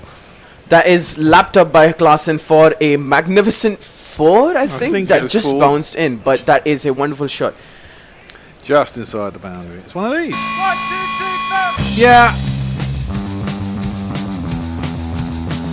Well, I mean, I was saying this during the Champions Trophy. If they've made a new Kookaburra that's got a slightly more pronounced seam and it works well with the red ball, they should try and make it into a white ball, try and make something happen. Because I mean, it is just a batter's game, and it must be so demoralising to be a bowler in this format. Unless you're Bumrah. Yeah. Well, I mean, you're bowling good. You're bowling good balls that should take wickets and would take wickets in other forms of the game. Yeah. But they're not in this form of the game because the boundaries are brought in a little bit, and edges are flying. Yeah. It was a fucking 4. Can we get on with this? She's clearly bounced inside the bloody boundary. Yeah, there's absolutely no problem with that. Don't know why we're having to look at this. I mean, if there'd been an extra cover, I mean, it would have been a catch. Simple as that. Deep extra. That's well short. It's well short. Move on. It's well short. You could see that from the original thing. They're trying to get an advert in. Probably. Yep. That's right, umpire. Should have signaled that the first time. Anyways, we move on. He should really use this as a banker now. Again, Yadav in, smashed by Klaasen just for a single. Great shot for 1. Yes. Yeah, I was thinking, in this format, there's such a compulsion for the batters to go after everything. Well, yeah. Yeah, there's such a compulsion. So you really have no choice but to score at least a single of every ball. And that leads to you obviously going for runs. Yes. Even though you're bowling to the 5th or the 4th stump consistently. No, you don't want to be doing that. That frees the arms, man. You got to, Or maybe bowl something like that, slows. Yes. Yeah, and that's where England. I mean, that's where England couldn't adapt. I mean, you had the likes of Wood who hasn't really got a slower ball of any sort, and then Archer, and sometimes when he was trying to bowl the back of the hand one or the cutter, he was pushing it down the leg side. You'd thought Archer he's played a lot of IPL, hasn't he? He's played enough IPL to he's been out of the game for 3 years. Yeah, I suppose. Much. I mean, he's got to get some confidence back and all that kind of shit. I thought he came in with confidence. He just left without any. That smash back. Oh my god, that is a wicket. The most unusual way for a batter to get out. Smashed back at Prince Yadav by Reddy, and in an attempt to catch it, he well, he does not catch it, and in fact, he parries it onto the stumps to Klaasen's dismay as he's out of the crease. But that is another wicket down for SRH. That is a freak wicket. 110 for 4. What a freak wicket that is. He's quite away from the stumps, isn't he, as well? For a single and my stump shattered. Do don't run, run, run, do don't run, run. No, he's hurt himself as well. I was just going to say... no wonder. I mean, he could have caught it, although it was travelling. Yeah, it was. Certainly was. I think he must feel hard done by that. Oh, God, yes. Oh, yeah. I mean, I reckon that maybe happens to you once or twice in a career. Yeah. You know? I mean, I can still remember the one time it happened to me. Or I don't know if it happened the second time, but I can still remember the one time, definitely, that happened to me. And it just sticks with you, doesn't it? Yeah. Because it is just a freak. It's a freak way. I mean, especially because that was a dropped catch as well. So you kind of figure, well, you know, he's missed a wicket, but then he's also got lucky and got a wicket. So... doesn't go on his figures, though. Doesn't go on his figures, but he'll be relieved because no one will be able to say to him, well, you dropped that. You dropped Klaasen as he goes on to a big 100. Yeah. That is the end of the 12th over, and that was just 7 runs came off that over, actually. Still feeling strong about the 200 score? No. There? I'm hoping they'll get there. The next guy is one of these. Generic IPL guy. IPL guy. Does he bowl? Does he bat? Is he a keeper in a hat? No. Generic IPL guy. Aniket. Never heard of him. Anyway, Bishnoi in for his third. Oof, starts off with a wrong gun. Plotted down for a single to long on. Anything on social so far? Yeah. Hang on. No. Yeah. Yeah. Yeah. No, hang on. I've got to talk into this one over here. I didn't realise. Ripping a cone off camera. I don't know what that was. Michelle Pfeiffer was saying that. Don't know what Jay Grover's going on about. Something about to do with me and gummies and what I'm drinking. Evening from Beijing. What is this crap? Says David Durrell. Oh, that is good running by SRH there. I think he was well into the crease. Yeah, I think so. Yeah, but that is excellent running there by Reddy and Aniket actually. He needs to. Nitish really needs to up his game here. He keeps mishitting it, gets singles. There haven't been a lot of boundaries off him. I feel like these are the type of innings, that players like Reddy need to show their temperament and awareness and maturity. If they're gonna show that, oh yeah, I am maturing, then Reddy needs to really take up the mantle now. Yep, he needs to go through to 16 and then go mental and score. I don't know 30 off 12 balls at the end of the game. Yeah. And then they'll drag themselves up to 209, hopefully. Seems like a long shot now, but couple of big overs, really. Great shot by Reddy. Again, he's finding the fielders a lot. He has either missed the shot, scuffed it, or found the fielders more often than not. This is why players go up and over the top, isn't it? Because you can play a great shot like that. Yeah. In this sort of game, the fielding is so on song that you miss out. Yeah. Oh no.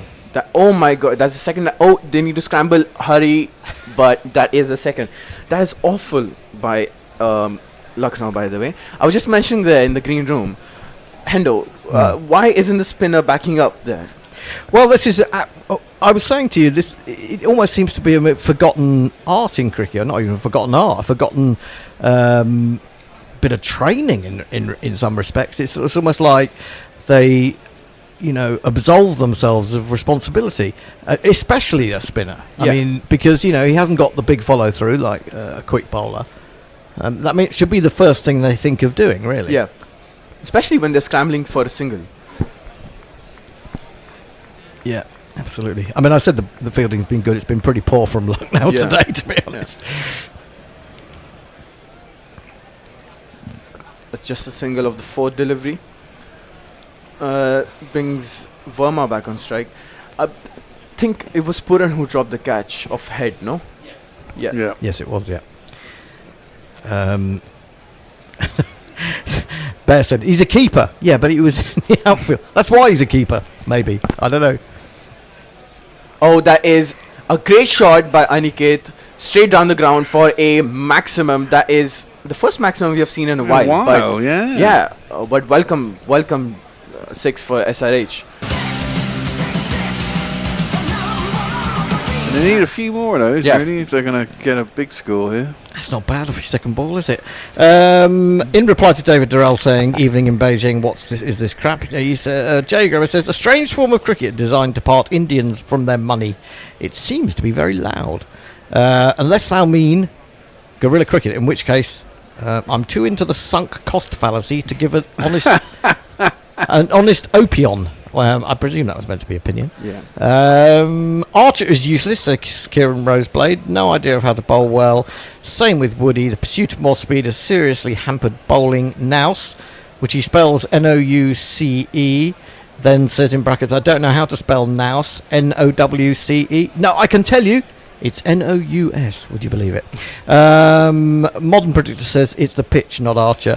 I wouldn't say it was necessarily any of those things. Well, pitches, short boundaries, big bats, enormous pace, and an attitude that comes from the coach, which says bowl as fast as you can. Yeah. Don't think about taking pace off the ball from time to time, or at least if you are planning to do it, Do it practice wisely. it and do it better. Yeah. Yeah. It's funny, Bear said they need some more maximums. I think Bear wants some maximums. They Absolutely. definitely need some maximums. They do need them. Difference between want and needs. I mean, what's the average score this ground? It's quite a lot, isn't it? I mean, if you just look at the last 2 years, yes, it's been a huge score. But over the years, Hyderabad has actually been quite an even pitch. Okay. I remember Alzari Joseph taking a 6 for 19. Wow. On this. In the IPL? In the IPL for Mumbai Indians. That was his IPL debut. Then got smashed for 50 runs of his The next game. 4 yeah. And then never played a game for Mumbai Indians after that. Well, there you go. That just shows it how difficult it is for a quick bowler, isn't it? You one moment you're taking 6 wickets, the next minute you're getting smashed, and they remember the innings in which you got smashed. Yeah. And that's the end of your contract. Kieran Roseblade says, Jay Grover corrects him on the spelling of Nouse as well. Farong says, so the Bear didn't take the traditional next dismissal run out? No, he should have done, shouldn't he? Should have done. On a brighter note, there's some real IPL jingles going on in the last 2 broadcasts. An IPL jingle is one where there is 5 seconds of music and a bloke's name said in an accent. Well, there are a fair few of those. Basically, what we seem to be having is... it's a Sedate super timeout thing. Right, okay, well, I'll keep going then. But what we do seem to be having is discussion between Jago and Kieran Nosebleed. Roseblade. Nosebleed. I was going to say nosebleed. But there you go. This is Leah. She says, I think Joseph 6 for 12 on debut. Best figures in IPL, was it 6 for 12 or 6 for 19? 6 for 9. 6 for 12 or 6 for 9, I'm not sure. Okay. But he did get 6 for. He got a 6. Anyone who gets a 6 for in 4 overs is doing pretty well, aren't they? Yeah. I think you have to say. Yeah, but the way he bowled the next game, I remember that quite vividly. You would think he hadn't bowled for a really long time. He became Jofra. Anyways, Prince in for his last over, driven down for a single.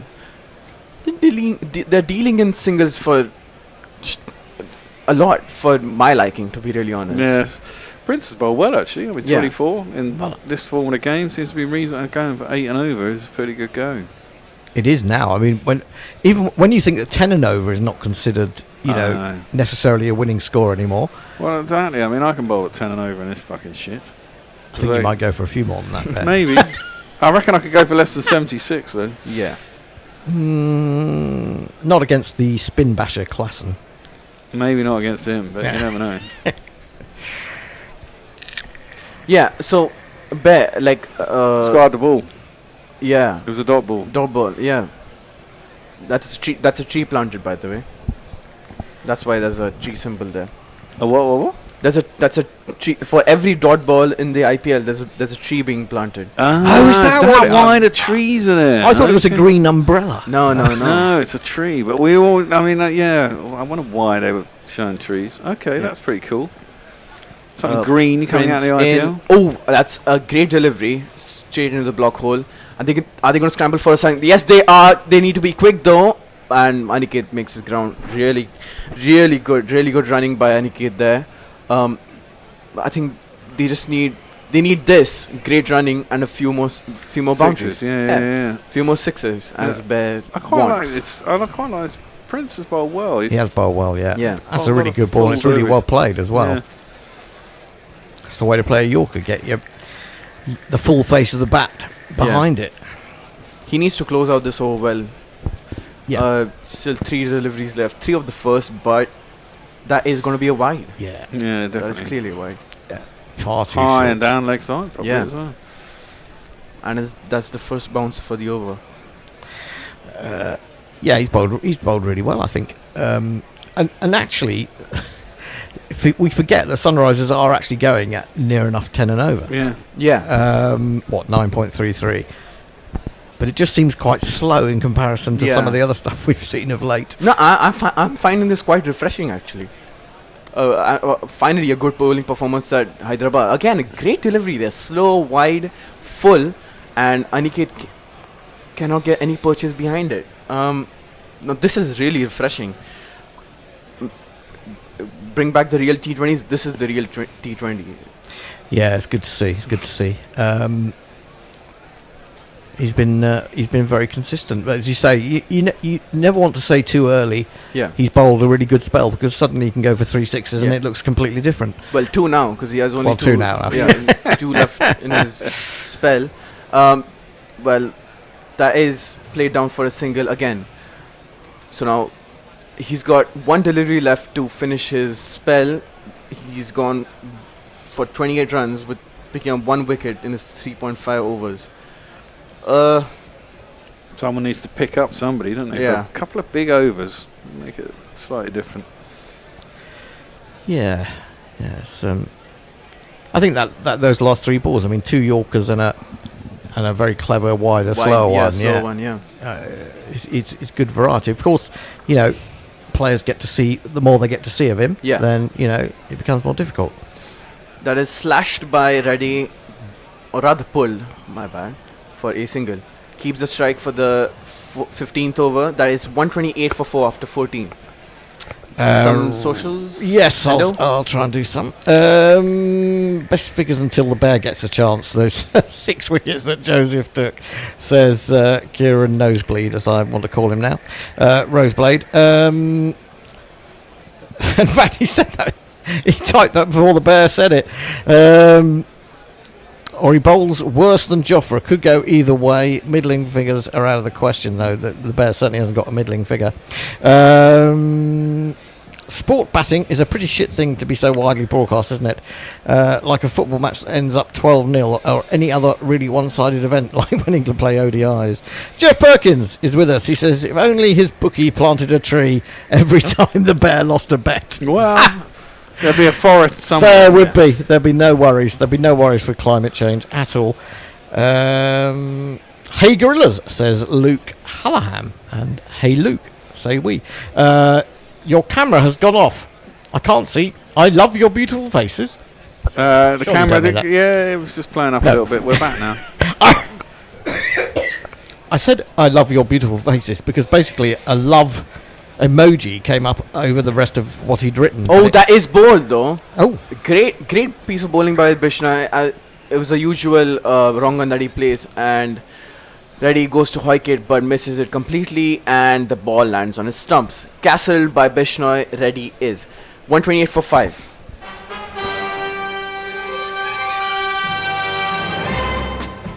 No, bloody googly, wasn't it? Yeah, he only bowls googly. That's his main delivery. He's the opposite of Rahul Chahar. Rahul Chahar only bowls leg breaks. He doesn't have a googly. Yeah. He got a bit bogged down in the end there, didn't he, Yeah. Nitish Kumar Reddy? It wasn't a great shot, that one, I have to say. I mean, he's a better batsman than that. So it was a kind of swing, wasn't it? It was a smear. I think. Yeah. Anyway. Are Hendo and the bear? He's thrown his helmet there. What did he do? Yeah. Didn't see that. What happened? Just threw his helmet. Travis Head style. We've all been there. We've all been there, haven't we, batsman? Yeah, well. Yeah, of course we have. Are Hendo and Bear using the same tailor? Could be. Well, I don't know about you, but I don't last long enough on the pitch to even get mad. So. Oh, I don't anymore because I don't play. But I have been known to punch the odd dressing room door and locker door. Yeah. Bishnoi into Abhinav Mano, who defends pretty well. Again, let me see his figures. But he has bowled pretty well as well. There might be something for spinners on this pitch. No, that's not a lot. It's just, a good line, good length. Yeah. Bit of variation of pace. Yeah. Similar figures as Prince there. That's wide of leg stump a little bit, and that's flicked down for a single to backward square leg. Yeah, again, it's similar figures as Prince Yadav, isn't it? 1 for 27 is 3.2 overs. Yeah, I mean, he's just missed it there. His head up in the air. It's not really done a lot. He reminds me of someone, Bishnoi, like a sort of... Oh, that is straight down the ground for a maximum. Aniket again.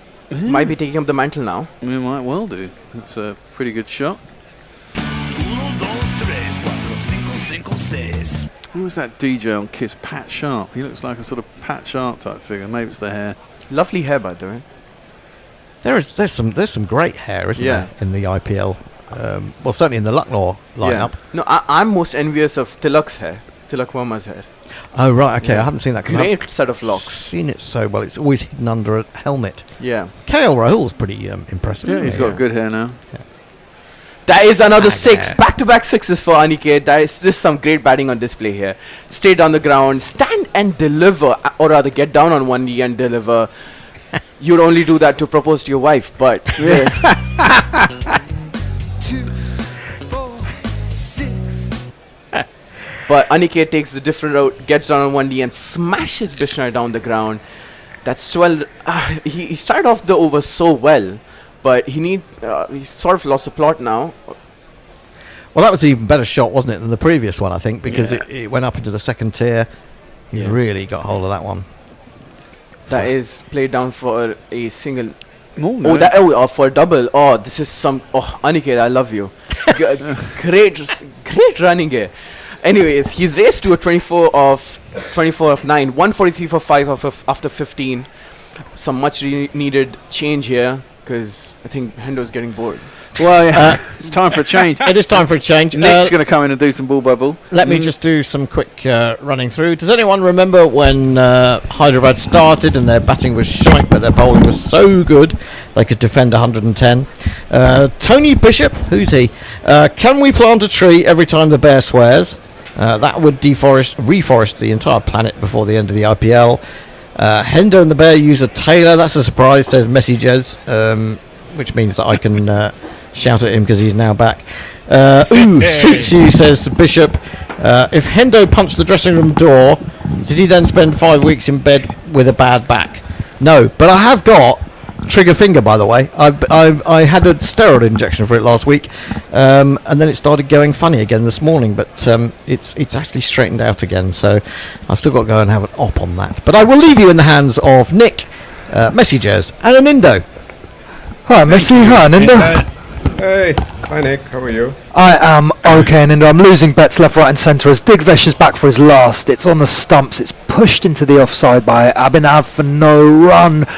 I've felt, I don't know if you guys agree, that this pitch hasn't quite played as nicely as the one on Sunday, just maybe stuck in the pitch a little bit. I think this pitch is played very nicely indeed. That's the way pitches should play. Interesting, and I agree. It's offered more for the bowlers, so in that sense, it's played nicely as Abhinav gets off strike, pushing one down to long off. But I think Aniket Verma's had as much timing as anyone. 2 massive sixes off Bishnoi in that last over. And what do you think we're looking at as a target here, guys? I think 200. 200, I would hope, is still on Messrs. That's the lowest bet I've got. 191. 191 and Inder. So That will give an Indo the GPL if they.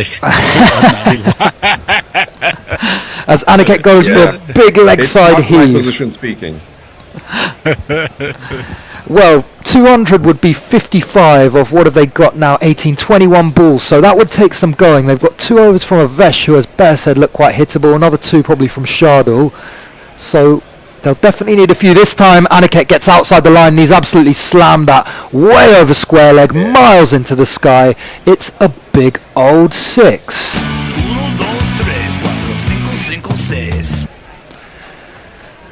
So he's come in, Aniket, and he's crushed the spinners. 3 6s from them already, and looking really good. Yeah, and you know, he's doing what every batter here should be doing. Both of these guys only bowl googlies, so he's just going after it. That's it. Absolutely, he knows which way it's going to turn most of the time, and he's getting to the pitch. He hasn't quite got to that one though. It's high in the sky, but he's got enough of it. It's into the stands again for another 6. Aniket is rolling. 2, 4, 6. So this is the late blast that Bear and I need. It might be taking you out of the GPL and Inder, but I'm enjoying Yeah, it. he's seriously pissing me off. Yeah. Well, you know, he's never hit a 4 in the IPL. He's hit 6 6s, but never a 4. Wow, that is a Seriously. fantastic stat. And I mean, that looked nowhere near the middle of the bat. It clumped off it, but it's still gone well beyond the boundary.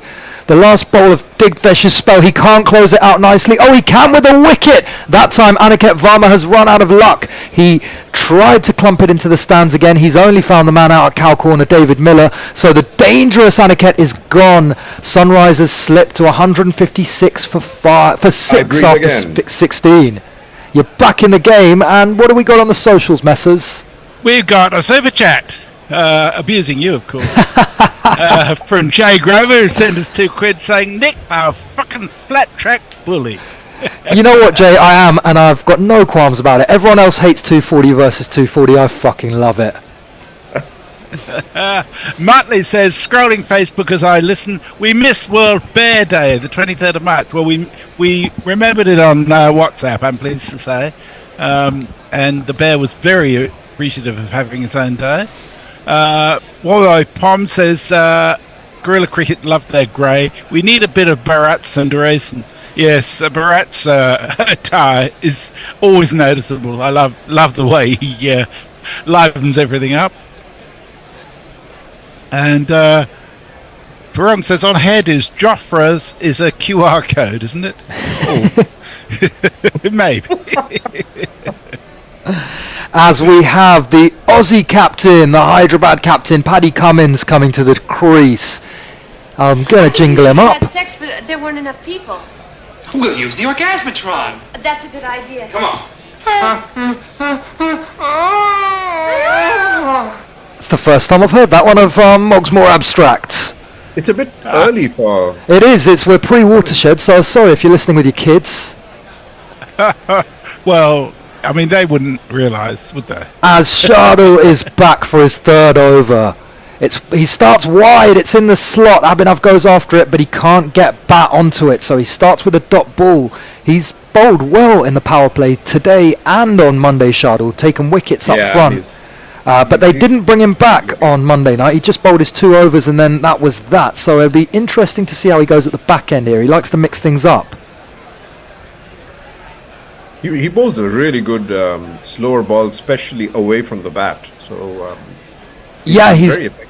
got those nice back of the hand slower balls. I've been impressed with how he's bowled. Wasn't picked up originally. That's wide again in the slot. This time Abhinav gets a hold of it, but he hasn't got enough. It's down to the man at 3rd, so the wickets keep tumbling. 156 for 7 now. Sunrisers being stopped dead in their tracks. Wow.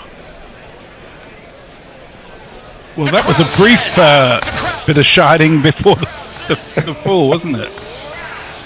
It was, I mean, I think that goes into the shit gets wickets category. What are we saying, guys? Well, yeah.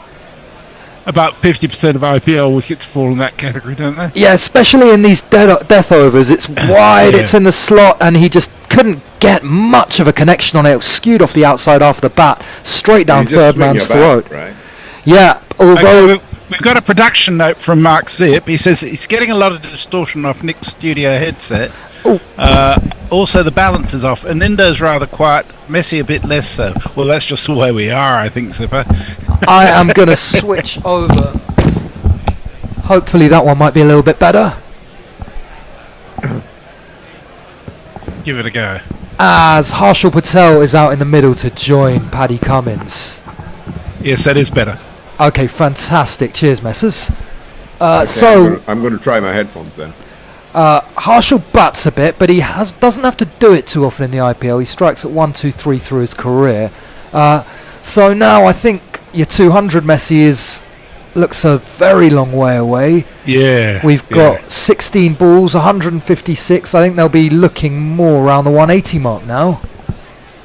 Unless Cummins does his crazy act, which he did once last year. Yeah, he can. Yeah, he did what, a sort of a 70 or 20 or something, wasn't it? As Harshal faces his first ball, it's wide in the slot again, but he can't beat the man at cover, so they'll just scamper through for a single.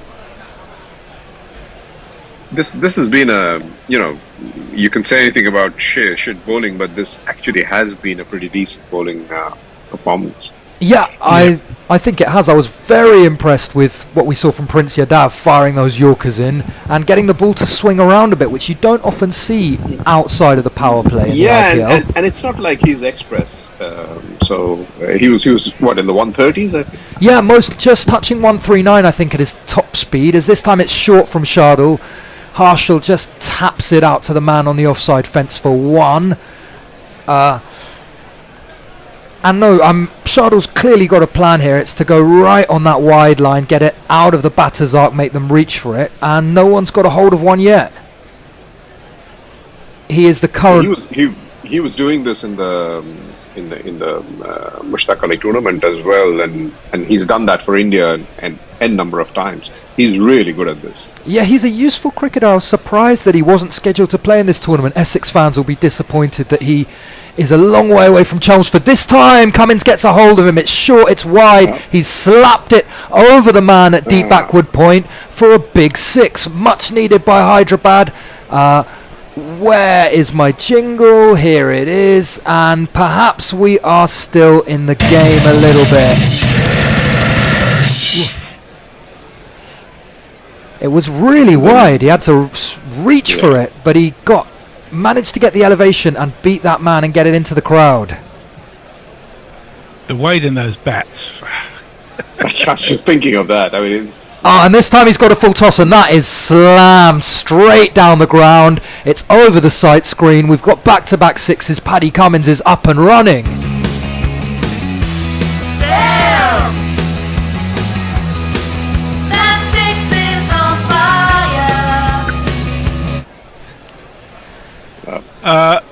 Muttley says, I know we did Bear Day last year when Alaska had those polls with a bear called Walker. I think that was Fat Bear Day, wasn't it? Where we voted for him. Kieran says, this may be a surprise to you all, but I can't really remember last year. Jay Grover says, Woody Allen is an obvious wholesome model for bands. Mog, can you sort us out a Polanski jingle? Mog, I can assure you, is not listening, apart from his contempt for the IPL. Getting him out of bed at 2:30 a.m. is not going to happen. I'm sorry. So Avesh is back for these death overs. He was expensive up front, 27 off his first 2, but he starts with a Yorker this time. Harshal just manages to dig it out for a single to the man at Cow That was corner. a really good Yorker. Nice comeback ball. Yeah. And so I'm swinging about all over the shop. We've got 17 balls to play. There are 170 runs on the board. If Pat Cummins can hit a couple more lusty blows, that 200 mark might just be in reach. There are absolutely no wickets in hand though, and that's the problem when you're trying to go for it when you're 7 down. Who have they got to come? Some Shami and I don't know who else. He can swing the bat, but whether he connects or not. Well, a few better than him have struggled tonight. NKR looked really short of timing, but Pat Cummins... that's out. That has to be out. It looked not clean at all, but he's got enough of it. It's gone right into the stands again, straight down the ground. Pat Cummins' Jeez. third 6 in the That is space of fucking 4 unbelievable, balls. I mean. As Aninda says, it's fucking unbelievable, and I feel like we are rolling. I'm sure Bear's happy too. 18 off 3 balls is about as good as I it mean, gets, I really isn't thought it? that was going straight up. Yeah, it looked to have got absolutely none of it. It's clumped off the bat, but somehow it's just kept on going. It's carried well beyond the fence. Pat Cummins, 18 off 3, and he's played that, well, has that been called or is it? He's walking off. I thought it was a bump ball, but he's tried to open the face and it's found the man right at short third. He's gently put it down the throat of the man. Yeah, it was just having gone from slammed, he went for a bit of guile and he didn't quite get it right. And a yard either side of that man and it was 4, but he's found it straight to him. And Sunrise at 8 down, and they're in a bit of trouble again.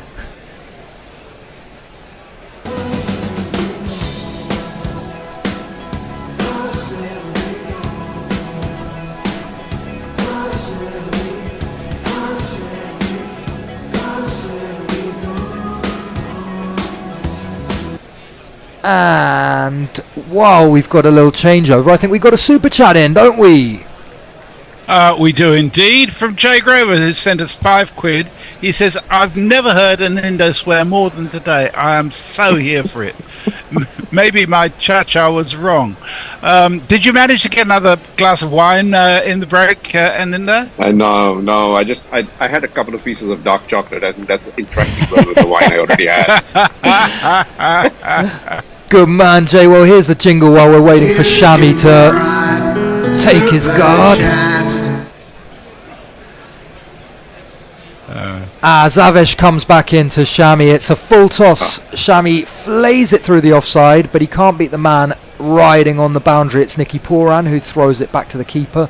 There's just a single there. Well, I'm stone cold sober, but as I was telling you before we came on air, Messers, I can't win a bet at the moment. The IPL is draining my wallet as I struggle to focus on work because I'm enjoying the cricket too much. So I feel like I could do with a drink, could do with a spliff, could do with, I don't know, something stronger perhaps.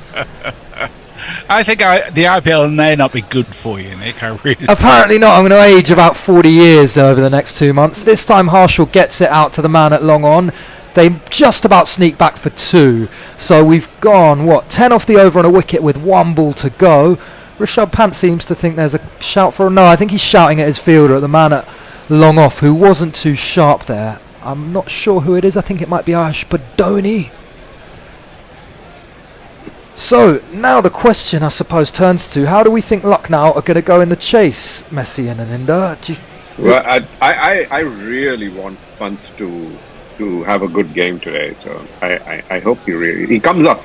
But what he needs to do is he needs to bat up the order. I mean, it's ridiculous what he's doing right now. I agree. I think he should be opening the innings for them. As Avesh finishes with a single, it was really wide. Number 3. Yeah, and I mean, I think Markram in T20 cricket would prefer to be at 3 or 4 rather than opening. Yeah, and the thing with Pant is, there was a very nice analysis I saw a couple of days ago on, I think it was on Cricinfo. They had a very short one, where since 2019, Pant has essentially performed very poorly against spinners, and the reason is he's been coming in quite late, and he's been having to hit the spinners immediately, and he's been getting out. But before that, he was doing very well when he was playing the Pacers. So if he comes in at number 3, I think in the power play, and he gets to play in the power play, he'll have time to settle down, and then he can be really dangerous.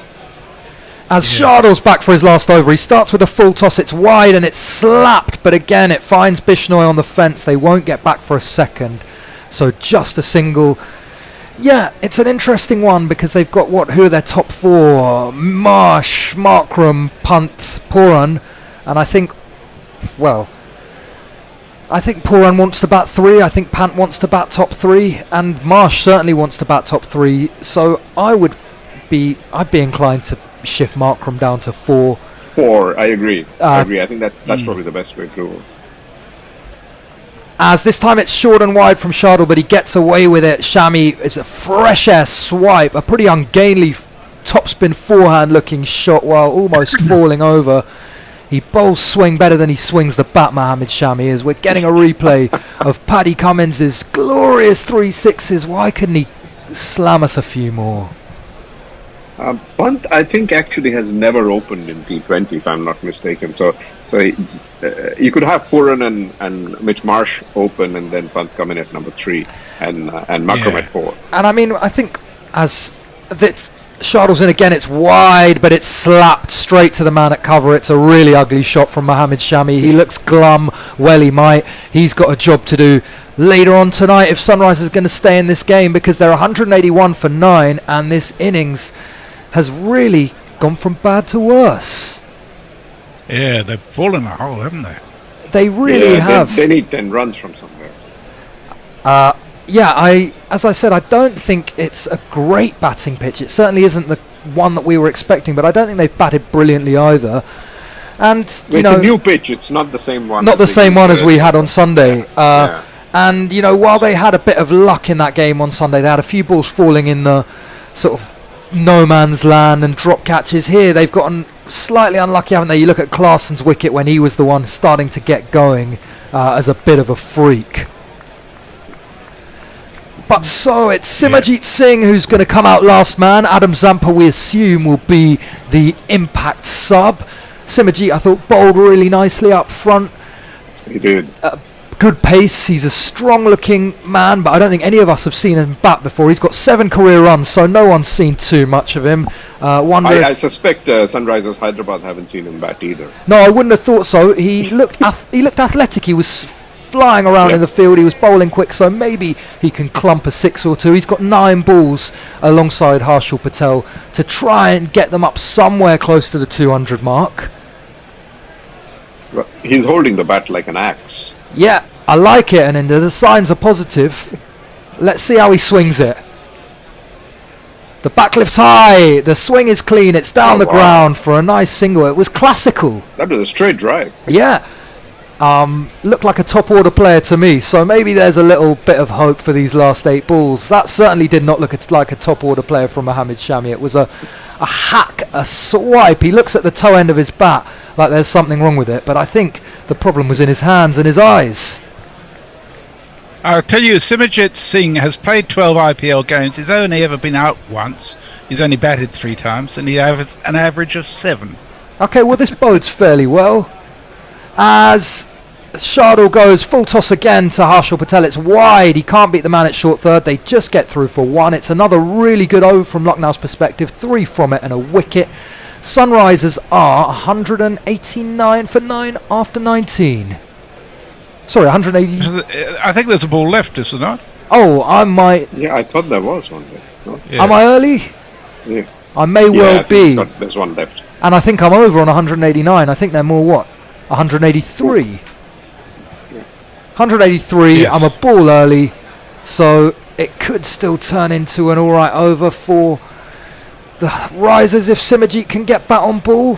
Where's Shardul going? He's been wide for the most part and full.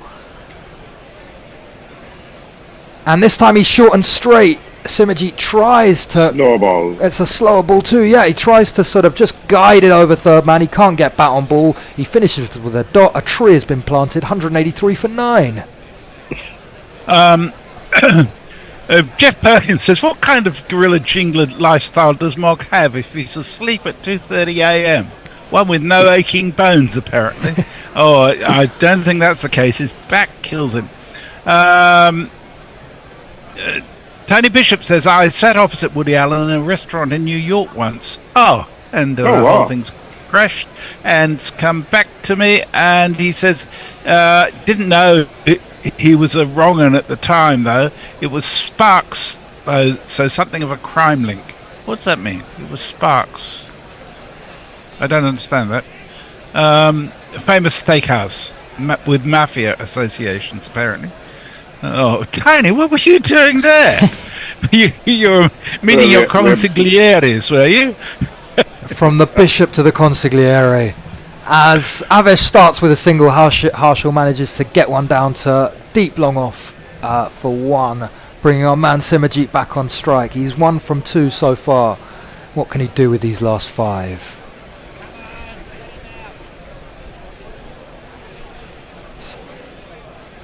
Avesh is in again. He's wide on the crease. It's straight. It's shaped nicely, and it was beautifully struck. But the bowler gets a good hand on it to stop it going towards the fence. So there's only one there. They're dealing in singles at the moment. I'd like to see him dealing in boundaries. Although my 199 is gone. I'm gonna have a little conflab with Bear at the break about fucking betting. About pouring more down his own tube. Yeah. I mean, oh god. I think I'm done, Messers. I think I better stop watching the IPL. Come back to the Sheffield Shield. We've had as many runs in 2 days as the Sheffield Shield as we did in 40 overs of SRH's game the other day. Some sedate red ball cricket. Avesh, this time it's a wide full toss. Harshal gets it back past the bowler, but only to the man at long off for a single. 3 from the first 3, 186 for 9 with 3 balls to go. I think Rishabh Pant will be very happy with the way his team have gone tonight. As we see a replay of Prince taking one for the team. He got a good clump of that on his hand, but it went miles back onto the stumps. Klaasen is looking glum, and well he might. I think a lot of people before this game had Sunrisers as the best team in the tournament and Lucknow as the worst, and it just shows that you can't predict anything in this competition, as the Super Giants certainly betting favourites now, although I think this possibly isn't as bad a score as it looks, and there's still game on. This time it's on a hard length from Avesh. Simajit gets a bit of air on it, but only to the man at long on, Aidan Markram, for 1, taking the score to 187. Can they find a boundary in these last 2 balls? What do we reckon, chaps? Well, I'm hoping they can. As am I, but I don't think it's there. I'm saying they close this out with a couple more 1s. This is Simajit's highest T20 score now, 3 not out. Right, record's being broken. We like it. Well, I hope he doesn't get out, because that's going to cause serious harm to his average. Average, yes. Which was at 7 when we last checked. Yeah, so what? He must be climbing up to double figures. Yes, in the IPL. As this time it's really wide from Avesh. It would have been a wide if Harshal left it alone, but he hit a nice lofted drive. But again, it's fielded down at long on, and they only get back for a couple. So... 2 is bountiful by the standards that they've been going on, single after single. They're up to 189, and it shows how far standards have shifted, that we're thinking of this as a really low score. Not long ago, 190 was... well, it's only because it's SRH, I think, in Hyderabad. So absolutely, and on these pitches that we've had since Hyderabad was relayed, and with this batting lineup, you're thinking 250 from the off, especially against the Lucknow bowling attack with no overseas bowlers. It looked a bit underseasoned, but they've bowled decently tonight. How can Avesh Khan finish it off? He's wide on the crease again. He gets it into that block hold. Harshal can only get it straight down for a single, so he closes out with 7. The innings ends on 190. They'll have to go at 9.5. I'm still alive. You're still alive? I am not. My betting is sunk into a black hole. I'm going to go and bang my head against a wall. But Shardul Thakur and Prince Yadav look very happy. I think they've done a great job for their team tonight. The spinners too did really well. And so, who are we backing, guys? I think LSG. So, Aninda, you were a banker. No, I'm not. Well, you're not alive, you mean? Yes. No, I'm not alive, no. Yeah, I was just going to accuse you of being a banker fiddling the figures, but... Sorry, couldn't resist. Yeah. Oh, dear. So, Kieran Roseblade asks us a question I don't know the answer to. You might know better than anybody else, though. He says, forgive my ignorance, how often does an IPL play at their home stadium in the IPL? I suspect it varies from team to team, but do you have an answer for that, Nick? I think it should be 7 games, but you've got teams like Rajasthan who go round the houses. They play some in Jaipur, and then they were playing last night, I think in Assam, if I'm right, and in... they were playing Guwahati, and the other day there was a match at Visakhapatnam. So there's some neutral venue matches as well. But I'm fairly sure the likes of Chennai, Mumbai, Sunrisers play 7 at their home ground. So I would think so. And there was a bit of a spat. I don't know if you guys saw this between KKR and the groundman at Eden Gardens. Yeah, I mean that was just fucking ridiculous because I think Rahane was right because what he was telling the groundsman was, look, there has to be some home advantage, and all he's asking for is don't make just roads. Give us something to bowl at, which I think is a reasonable ask. Totally, and I mean. And the groundsman basically told him, "Fuck off, go and make some other ground your home if you don't want." That's not his. He doesn't have the right to say that. Yeah, it was a strangely combative response, and I mean, you contrast that with the relationship that I assume that the CSK have with their ground staff, who are, I mean, always preparing nice spinning wickets, just what they want. And yeah, a weird one. Interesting seeing a groundsman getting himself right front and centre into the public eye and really getting into the arrows of KKR fans. Yeah.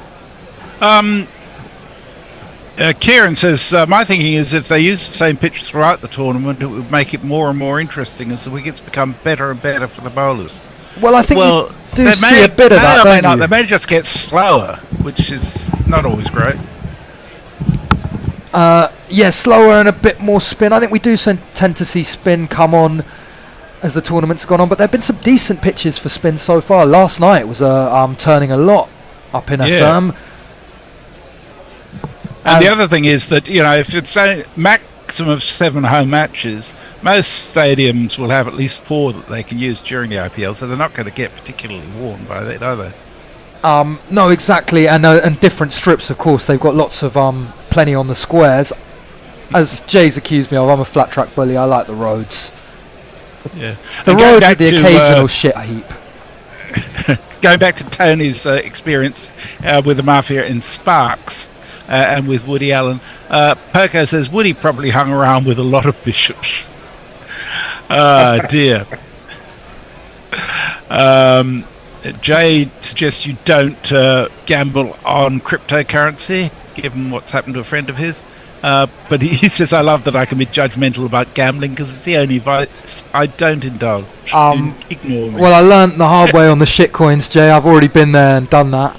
So yeah, I'm crypto out. I'm just in on the old cricket betting, which is proving just as unprofitable for me. Oh dear. So we're going to a brief break with. Yep, Bear's alongside me with a podcast at the ready. Shardul's got his purple cap on, and we will be back in the matter of minutes. Indeed.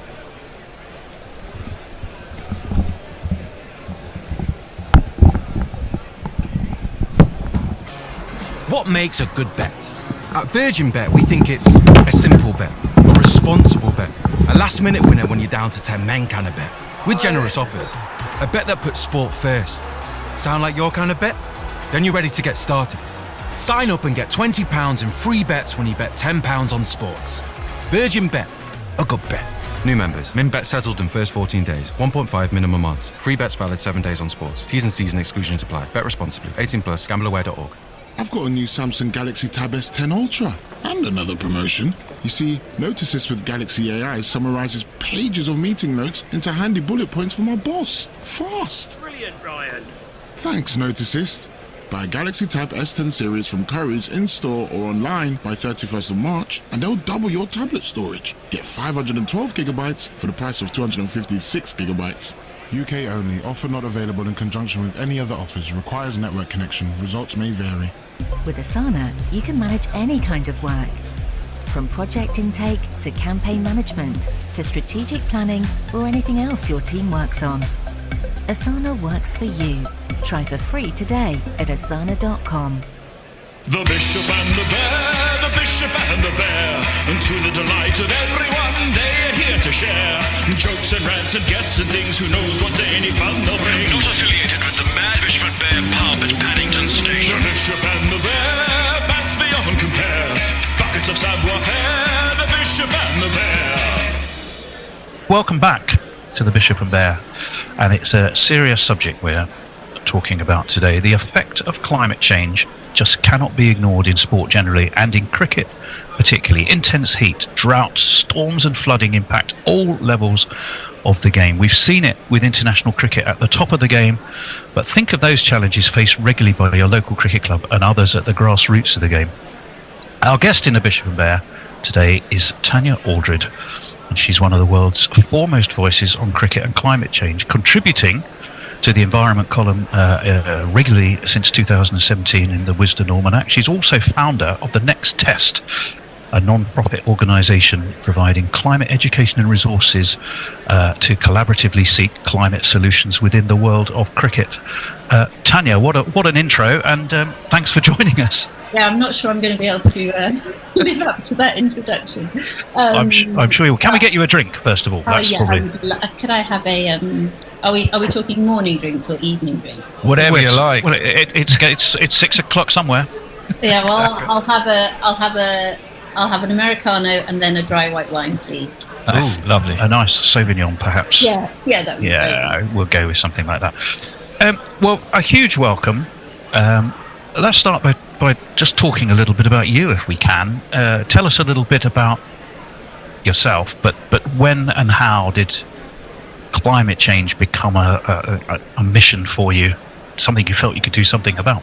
Yeah, sure. Well, I'm just I write and edit basically mostly about cricket, and have done for a really long time now, and then sort of a few other bits on the side, and then in terms of climate stuff, well, I grew up when there was kind of worries about the ozone layer and that kind of thing in the 80s, alongside nuclear war and all the other kind of existential worries. So I kind of always had it on the radar, and done, I suppose there's probably a kind of sociological term for people who sort of do things quietly, like sign petitions and ride their bike and be a vegetarian, but I hadn't been hugely active. And then I went actually took my kids to Old Trafford in sometime in the noughties, to a T20 game, I think, and I was just kind of looking afterwards, and I just saw all this waste everywhere, after the game, just all this debris, and I was thinking, that feels really wrong. Why should a cricket game produce all this sort of stuff, which was at that time, I'm sure, just going to be chucked in the bin. And so that kind of got me thinking, and I looked around for an organisation that was like Surfers Against Sewage, that kind of thing, in cricket, and there wasn't anything. So then I kind of started writing about it, and I met amazing people like, I don't know if you've ever spoken to Russell Seymour, but he might be worthy talking to. He's an amazing guy. He used to be the sustainability manager at MCC, and then he's top guy at Basis, isn't he now? Yeah, top guy at Basis. And I kind of started talking to him, and he's such an inspirational guy, and went along to Basis meetings, and then kind of started to set up a Twitter feed for the next test, which is just where I put information about cricket and climate, basically. And that kind of meandered along for a little bit. And then I met an amazing woman called Zena Cooper, who was based down in Bristol, and she was a member of the Bristol Dodos cricket team. And we kind of got together and then set up the Next Test together. So we're co-founders. And that was kind of where it all began. So it was just kind of, I think it's that thing where you kind of look around and think, oh God, I've got to do something, rather than hoping that someone else will do it. Well, I think that's very much me, I'm afraid. Yes. Yeah, and cricket, of all sports, we've seen marathons run at night. We've seen timings of events change. We've seen the Tour de France rerouted. And in cricket, we see it every day. We've seen drought and hurricanes affect games, but in the West Indies is guerrilla. We raised money for hurricane relief by covering the big charity there at Lord's when we were the commentary team. We saw it in the 2023 World Cup when Glenn Maxwell nearly collapsed in terms of heat. The number of games, wasn't it something like 60% of the games in the 2023 World Cup were actually in some way impacted by... Oh, we've lost time.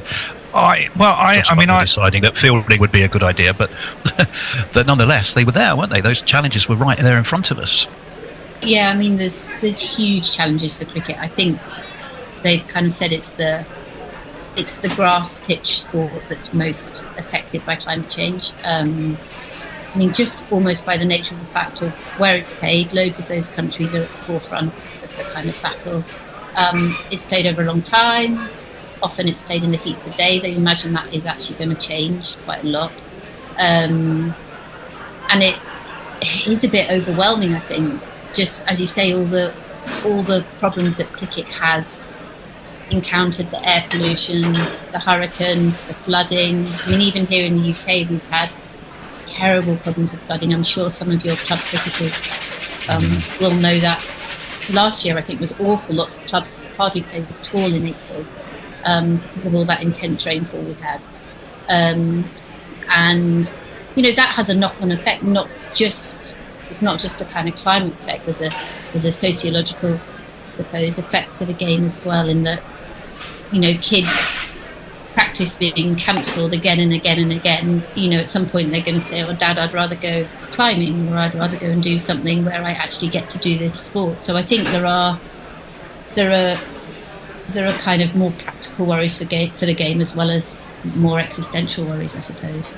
Well, the danger is, and you touched upon it already, I think, was that, you know, climate change is huge, particularly in sport generally, but in cricket particularly.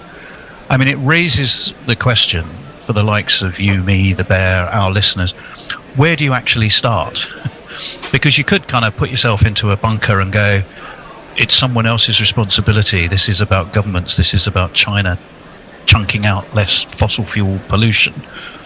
And yet, everybody has to try and do something. So where do you start? Sorry, Bear, you were going to say something. Well, I was going to say India's massive responsibility as well, isn't it? I mean, it's a massive country with a massive population and burns loads of coal, and it's at the forefront of cricket. I mean, you look at some of the, I mean, there was that test, was it a test they were playing against Sri Lanka a couple of years ago where they had to go off because of the air pollution levels in, was it Delhi or Mumbai? I can't remember. Yeah, I think it was Delhi, and they were vomiting on the pitch. Yeah, exactly. I mean, that just doesn't, I mean, I don't know if you've been out to India, but we know Dan Norcross, and I remember speaking to him after the India series, I think it was last year or the year before, and he was saying that, you know, he'd gone out to India and he didn't like it, and he, you know, and I think they all found that, you know, the respiration in these big cities was awful, and, you know, constantly you felt you had a cold streaming all the time, the back of your throat was always burning, and it's just like, people live like that the whole time, and they're playing cricket in that, it can't be healthy.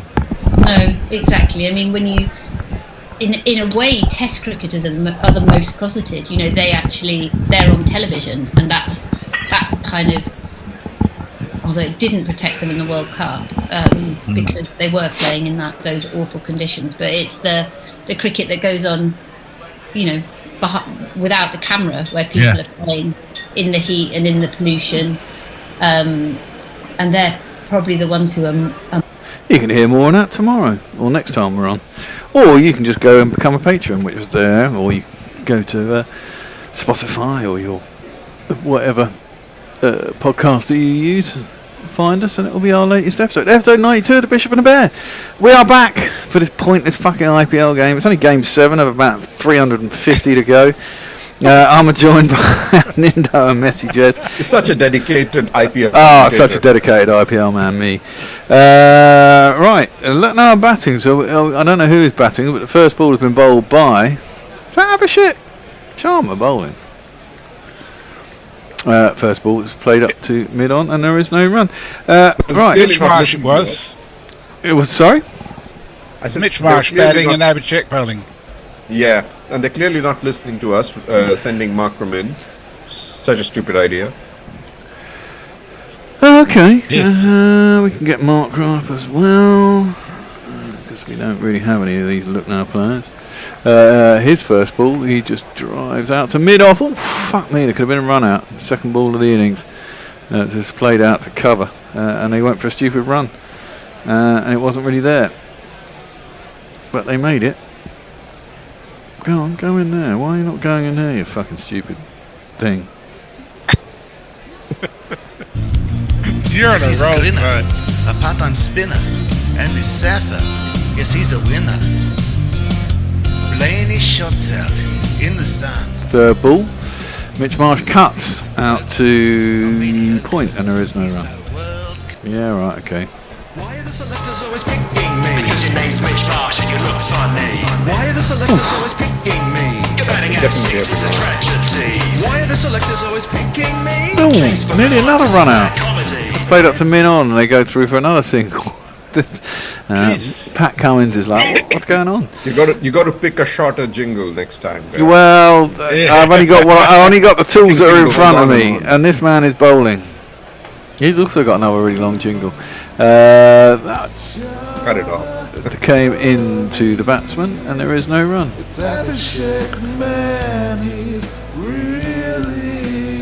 That's probably going to get us dinged, so I'll get rid of that. Oh well, such is life. Fourth ball, fifth ball, last ball. Driven square on the offside. There's 3 off the first over as it goes to a fielder, and there is no run to end the over. Lucknow Supergiants are 3 for none. Chasing. Really good first over. With a target of 191. Over to you for Tubes to Messi. Jay is back with us. He says, I love the fact that I denote more due to Bear's foul-mouthed cynicism than Hindo's craven mewling. You should get some admin in or something. Oh, God. The admin. There's a lot of them on the bloody WhatsApp group. You don't have to worry about that.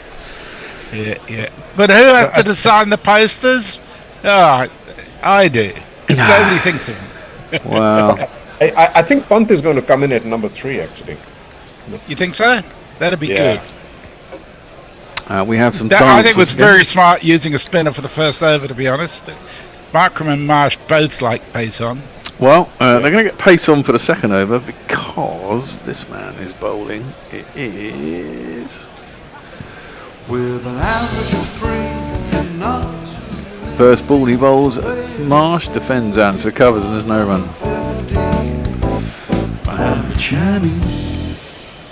Haven't heard that for a while. It's defended first ball, no run. So who's the impact sub for SRH?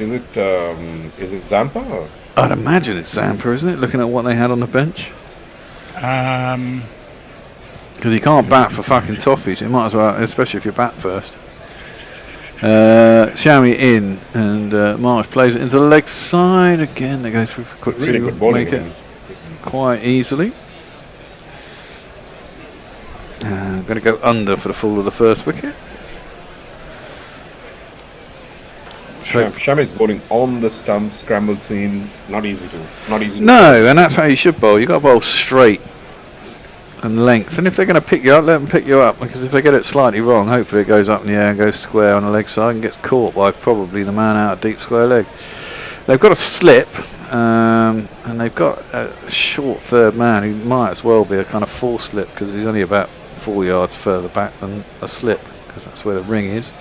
Oh, that's driven in the air, caught. Pat Cummins takes that extra cover. I get my first bet. Thankfully I got it in time. And Shami does pick up that wicket that we thought he might get. And Mitch Marsh, was he was the impact sub, wasn't he? He was the impact. Didn't make any fucking impact at all, did he? No, that was Markram. Was it? No, it's Mitch Marsh. Marsh is the impact player. Markram's the one who's out there. No. Markram's out. Was that Markram? Yeah. Oh, I thought it was Mitch Marsh. Yeah, even I thought it was Mitch Marsh. Mitch Marsh is still there. Oh yeah, you're right. Okay. Well, he can, whoever he is, he can, Fuck off! He's fucking out. Just fuck off! He can do that, because I don't care. As far as I can tell, LSG haven't brought in their impact sub yet. Ooh. Well, we haven't seen him bowl as an Indo, so as I reckon it'll probably be. It says against Marsh that he's the impact sub. Yeah, Marsh is the impact sub. Yeah, but sorry, SRH. I mean, SRH. Yeah. Well, surely they do. I mean, you bat it first. They can do it any time. Exactly, but you just bring in a bowler, don't you? Well, he's not the world's greatest fielder, so maybe they'll keep him off until he has to actually. Maybe they bowl someone out and then bring him in. I don't know. Yeah, that's possible too. Yeah. It's ridiculous either way. It is. It's a fucking stupid thing. Nicholas Pooran is going to bowl back next for Look now. Oh, Jesus Christ. Well, Shami. Just as we were saying, Shami's bowling well on the stumps. Well, it's a left-hander, isn't it? So he's gone around the wicket, shoved it down the leg side, and it's 4 wides. 1, 2, 3, 4. Yeah. Now I have to get a jingle for Pooran. He's got a great jingle, I seem to remember. I can find it. Around the wicket, Shami into the pads. Pooran, who works it out on the leg side, out to deep square leg, and he gets a single. Should be this one. If we could keep a batsman or your kind of thing, let me introduce Nicholas to Pooran. Nick Pooran often plays as a batsman. Nick Pooran. Nick Pooran made 143 in the under-19s. Nick Pooran. Lovely. Shami around over the wicket to Mitch Marsh. He's clipped that up in the air. I'm not sure he's got enough on that, but there's no one out there anyway. He didn't, because it bounced just inside the fence, but there was no one out at cow. There was someone out at square, but he got it in front of square enough that he's got 4 runs. 1, 2, 3, 4.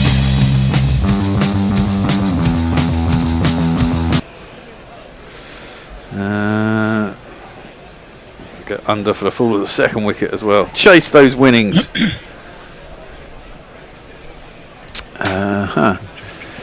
So what do we reckon? I don't know. Look now. Who have they got batting? I don't even know, because I haven't got a list in front of me and I didn't look before the game.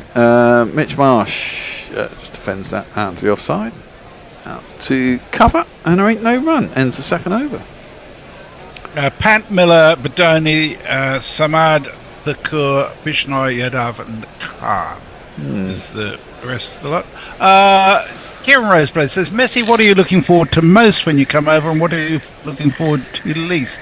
Well, there's nothing I'm not looking forward to. I'm really looking forward to meeting a whole lot of people I know online, but I've never actually met, from Annie Chave to Joe Grover to Al Hotchkiss to Rich Turner. Lots of people.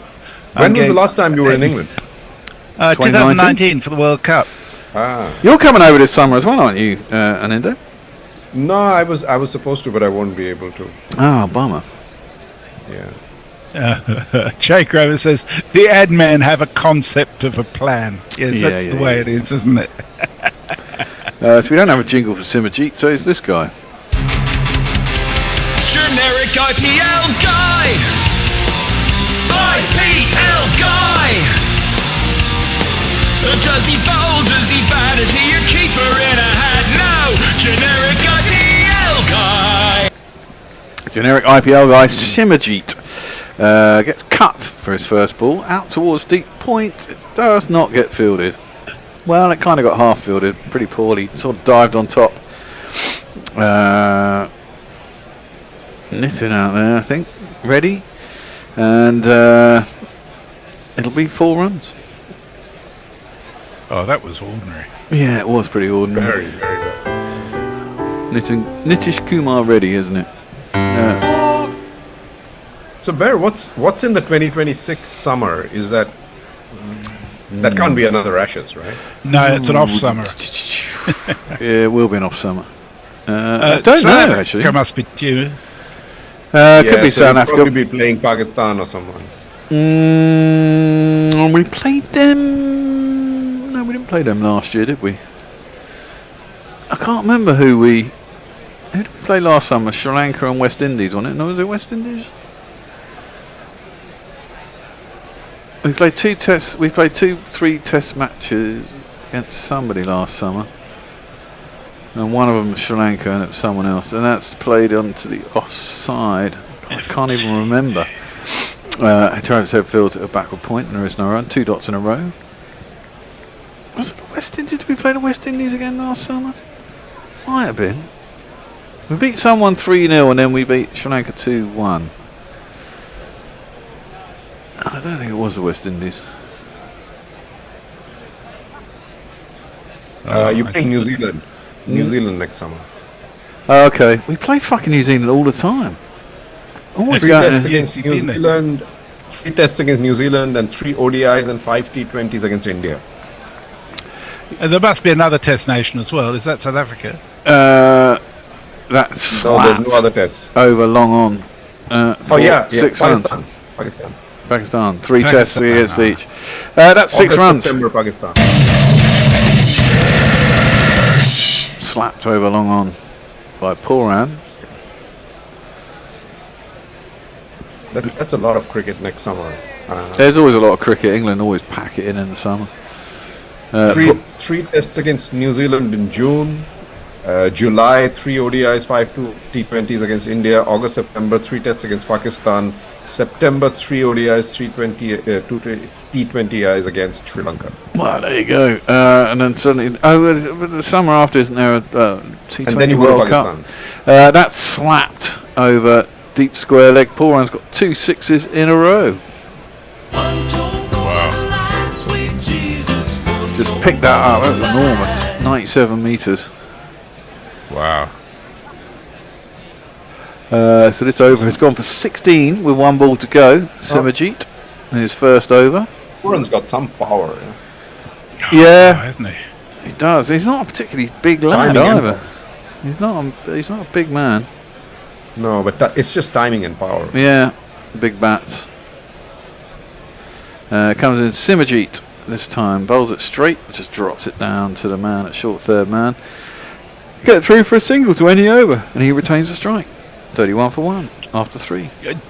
Jay says, donate for fuck's sake. He has been carrying the burden, actually. We do welcome super chats. He also says, Bear, despite your gambling successes, please don't lend any money to... sorry, it's gone off. Yeah, please don't loan Nick any money. I think he needs to restart smoking. There's a void in his gestalt. Well, possibly. And Kieran says West Indies before Sri Lanka. Well, it was the West Indies last summer then. Okay. Yeah, they were quite poor as well. We battered them, I think. Oh, yeah. It was 3-0 with no captain because we had, was it Salt getting every review wrong? Yeah. It's going to be interesting to see what happens in the white ball. Shami is in, and Pooran drives that beautifully through the covers. There's a kind of half stop. Well, not even a half stop because it still got through to the boundary. Got a palm to it, whoever was there. But it was driven hard and straight out to the boundary for 4 more runs. It's Nissan She. It's Nissan She. It was a bit uppish, but it bounced before it got to the man at cover. No, it didn't actually. Ooh. A potential catch. It's hard to the right of the man, but I still don't know how to do a super chat on. you've just pressed the dollar thing at the bottom of YouTube. I presume you can do it in India. Well, I'm not sure people have done it from India before. That's just driven up to mid-off and I get a single. I can't see a dollar thing on my... can you see it on the app or does it have to be on the computer? It's under the chat. No, not on the app. It doesn't appear on the app for me, at least. I don't know, because I don't know, actually. I don't know, maybe I'll try it. Shami in, and this time Mitch Marsh drives a beautiful shot straight through the line, over the bowler's head, all the way over the boundary, and it's another 6. With the super shatter, super shatter, super shatter, super shatter, super shatter, rocka, rocka, super shatter. Have a look at the app. What does it say? Me live. Oh yeah, I see what you're saying. Actually, I can't see super chat on here either. On the app, is it in the settings? No. Don't know how you do it on the app on a phone.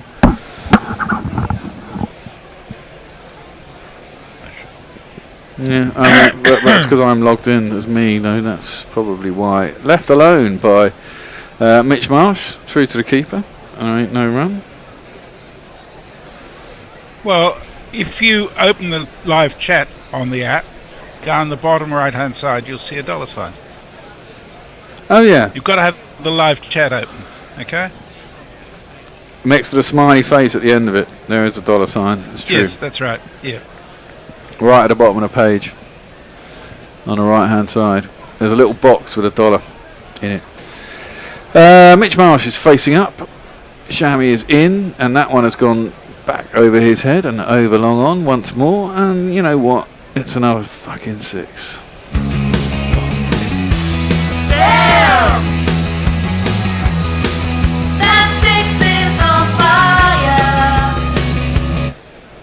Just playing through the line. That's a slower ball, bit of an off break from Shammy, but didn't really matter to Mitch Marsh. He's got an Antipodes and Tash. What I like about watching Mitch Marsh when he's seeing the ball, though, is that although he hits the ball really hard, he's not a slogger in the sort of IPL sense of a slogger. He still plays some beautiful shots. Yeah, he's just a big, strong lad, isn't he? And yeah. he does have really good timing. Hits it really bloody hard. But hey, Shammy has gone for 17 this over. It's into the pads of Mitch Marsh. He'll retain the strike. It's probably a leg by. It's dropping out on the leg side. End of the fourth over, and it's 48 for 1. Kieran Resblitz says, right lads, it's time for a coffee. I've just bought more AeroExpress filters, so no more cafetiere for me. I've actually got to buy an in-car coffee machine for when I'm in England. It's going to save me a fortune in the end. Jay says, I demand these strange and unusual drugs like caffeine. I think we can all agree Zimbabwe versus England will be the highlight of the summer, says Mayank. Yes. Jay says, hey, Mayank. Kieran says, you've got to be careful, lad. I'm probably on out of 10 very strong coffees a day now. I need a double espresso just to get too much information, I think. Yeah. I was up at I can't sleep, man. I was up at fucking 5:15 this morning. Oh, that was your bladder. No, it wasn't my bladder. I did need to go for a pee, but then I went back to bed and I just couldn't sleep. That was just drifting in from Abhishek. He's back in when he went for 3 for his first over. It's a single. Is that because of coffee, you reckon? Huh? Is that because of coffee, you reckon? No, not at all. I just cannot sleep these days. Once I wake up, I can't go back to sleep in the morning. So whatever time I wake up, that's pretty much when I get up. And this morning it happened to be 5 o'clock. Mitch Marsh clips that quite nicely wide and mid on. Man tries to get round, but he can't. And you know what? It's going to be 4 runs. Yes, 4 runs. 1, 2, 3, 4. And look, now chasing this down with ease at the moment. Well, I suppose it's a power play, but 53 for 1. Doing pretty well. Last 2 overs have gone for 34. I think they're going to do it easily, this one. Well, so do I. They got some powerful batting. Mitch Marsh plays that out to the covers. There is no run. Abhishek's a really useful bowler. Yeah. Yeah. Certainly better than Shammy, any other dude. Samajit. That's on leg side, though. I think it's come off the back of the bat from Mitch Marsh. He tried to slog sweep it. Missed it. I think he got it off the back of the bat. It's gone out to point, but they get through for a single. He took the pace off that, slowed it down. It did come off the back of the bat. Yeah. Interesting.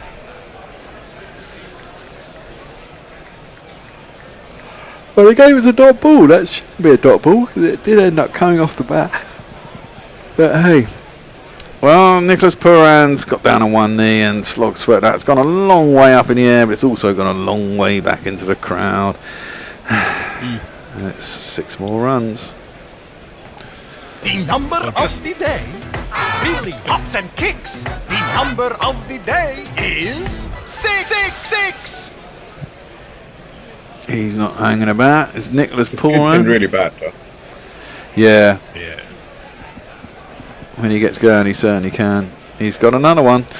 Another slog sweep. This time he's got it square. Very poor ball. Yeah, it was into the pads, wasn't it? Down the leg, And that over's gone for 17 as well. The last three overs have gone for 53 runs or 54 runs. Well, 51 runs actually. 3 17s in a row. Oh, that's the end of the fifth over. Yeah, it's time for me to have a little break. Nick's coming in with Messi's hanging around, and Hendo is coming back as well. I shall see you all in 5 overs time. Hopefully this will be over by then. Do a few well, when I say I do a few messages, it's a considerable amount of talk about how far people can piss when they've had a lot of coffee, which I really don't need to read all of it out, apart from Jay claiming he could hit Bramall Lane from there, which would be interesting, but as Kieran points out, it already stinks of piss. Yeah, in fact, all the discussion is about pissing. So any recommendations for a car plug-in coffee making machine where I can put in the coffee grounds and make my own coffee while I'm travelling would be appreciated. Thank you. New bowler is this man? I think we should have had sex, but there weren't enough people. We'll use the orgasmatron. That's a good idea. Come on.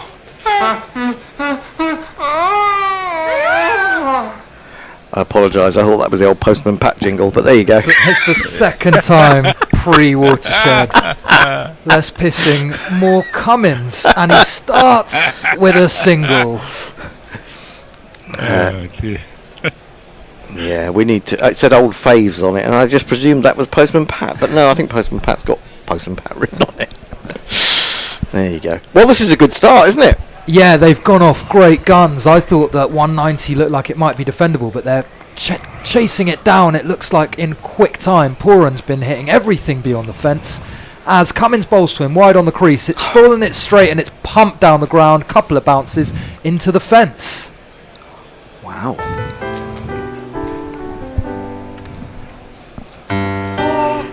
We were just saying off air, weren't we, that he's making up for the drop catch of Travis Head, which was quite a blunder earlier on. He certainly is. I mean, everything seems to have come out the middle of the bat, and it's so funny because I was saying I thought that no one could really time it in the first innings, and as you said, Hendo, you thought it was more of a momentum thing, and you're being proved right because Pooran has had no trouble finding the boundary fence. Yeah, what is the run rate at the moment? It's something extraordinary. It's almost 15, isn't it? It is 14 and over, yeah. 14 and over. Pooran's 39 off 12. Marsh's got into the act too, and Sunrisers badly need wickets. Yeah. Cummins is in again. He's wide on the crease again. It's wider, and that time it's skewed off the inside edge. It's almost chipped on, but he's gotten away with that one. It's a slightly slower one from Cummins at 118, and I think that's probably a better way to bowl on this wicket, slower and into the deck. Well, it's going to be interesting to see how Cummins comes back, isn't it? Because he went, although there was all that criticism of Jofra going for 76, he went for 60 off 4 overs in that opening game. So he's going to have to look at his variations, isn't he? Yeah, he went around the park, and I think he bowled well in the IPL last year, but the criticism coming into that tournament was he quite limited in terms of what phases he can bowl. This is where he wants to be, in the middle overs. But yeah, I think he'll need his full bag of variations if he's going to keep Nicky Pooran quiet. And he was a bit unlucky there, wasn't he? Nearly chopped it on. Yep. Cummins stays wide on the crease. This time Pooran's ramped him. It's beaten the man at short fine leg. It's a couple of bounces into the fence again. Another 4. I mean, that was a superior ramp because he's ramped it quite square, hasn't he? Yeah, and it was miles outside off stump. It's almost on the wide line. I mean, the subtlety of the shot, isn't perfectly it? good ball. Yeah. Yep, he's got power and he's got a bit of guile. I reckon on his day, Nicholas Pooran, there aren't few more dangerous batters in the world. That was just pure touch, wasn't it? It really was. Beautiful touch. I so wish we'd seen Pooran in Test cricket, but there you go. As do I. This time it's short from Cummins and it's a borderline wide. It goes through to Klaassen. I think he has not got away with it. The umpire puts out those arms of dread, so he's going to have to bowl that one again. He's gone for 10 so far. Was that given for width or for height? Because I thought it wasn't. I thought it was quite a good response. A clever, slower bouncer, maybe just a bit too wide. It was the right idea. Yeah. I think it was on width. What do you reckon, Messrs? I think it's width, yeah. Yeah, just outside the guideline, I think, yeah. Mind you, it's difficult when Nicholas Poran actually is standing on the guideline for the previous shot. What do you do as a bowler? That's another thing. It's a packed offside field. He's wide and short again, and this time it's straight to the man at point. So it's a rare dot ball. There's a tree being planted somewhere. Paddy's got one more ball in the 6th over. Lucknow 76 for 1. Did he sort of pull out the shot there a little bit, I thought? Yeah, it looked like he did. I think he was worried about finding that fielder. In the end, it bounced well in front of him. He could have. Was it because it was a slower ball and he had to wait for a little bit again? I think it might have been. Abhinav Manohar responded with, I think, a bit of expletives there. I think he thought he was in the money for a second. Cummins wide and short again. This time Poran just tickles it to cover. They scamper through for a single. 11 from the over. Cummins calling for a bit of calm. Lucknow 77 for 1. Jay says, the pub I plan to take you to is so utterly soft. It has a Ponzi coffee machine. My God. Lordy. A pub in Sheffield with a coffee machine. That's something for the books. Kieran says, I have an Aeropress Messi. It's very portable and you just need to find a hot water to make nice coffee rather than an in-car coffee machine. If that helps you at all, thank you. I must admit, Messi, I'm worried about you driving around the country at your advanced age on our English roads. You know, especially when you're gonna be having hombre nuevo drinks followed by a drive up to see.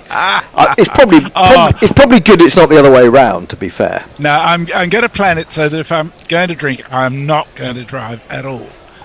So yeah, I'm not that silly. Good. Glad but to hear I it. actually like driving in England in the countryside. I don't like cities much. Apart from London, I get to stay away from cities. They're pretty miserable places on the whole. A man of your experience and sort of wit and wisdom should have his own chauffeur for England. I would have thought. I'm sure we could find you Messi a volunteering, chauffeur. Endo? Oh God, you wouldn't want me. Not these days. I can barely see in front of my own nose. As we have got the impact sub Adam Zampa into the attack, so he might be important if Sunrisers are going to get anywhere in this game. Right. Oh, he's coming in for Travis Head, seemingly.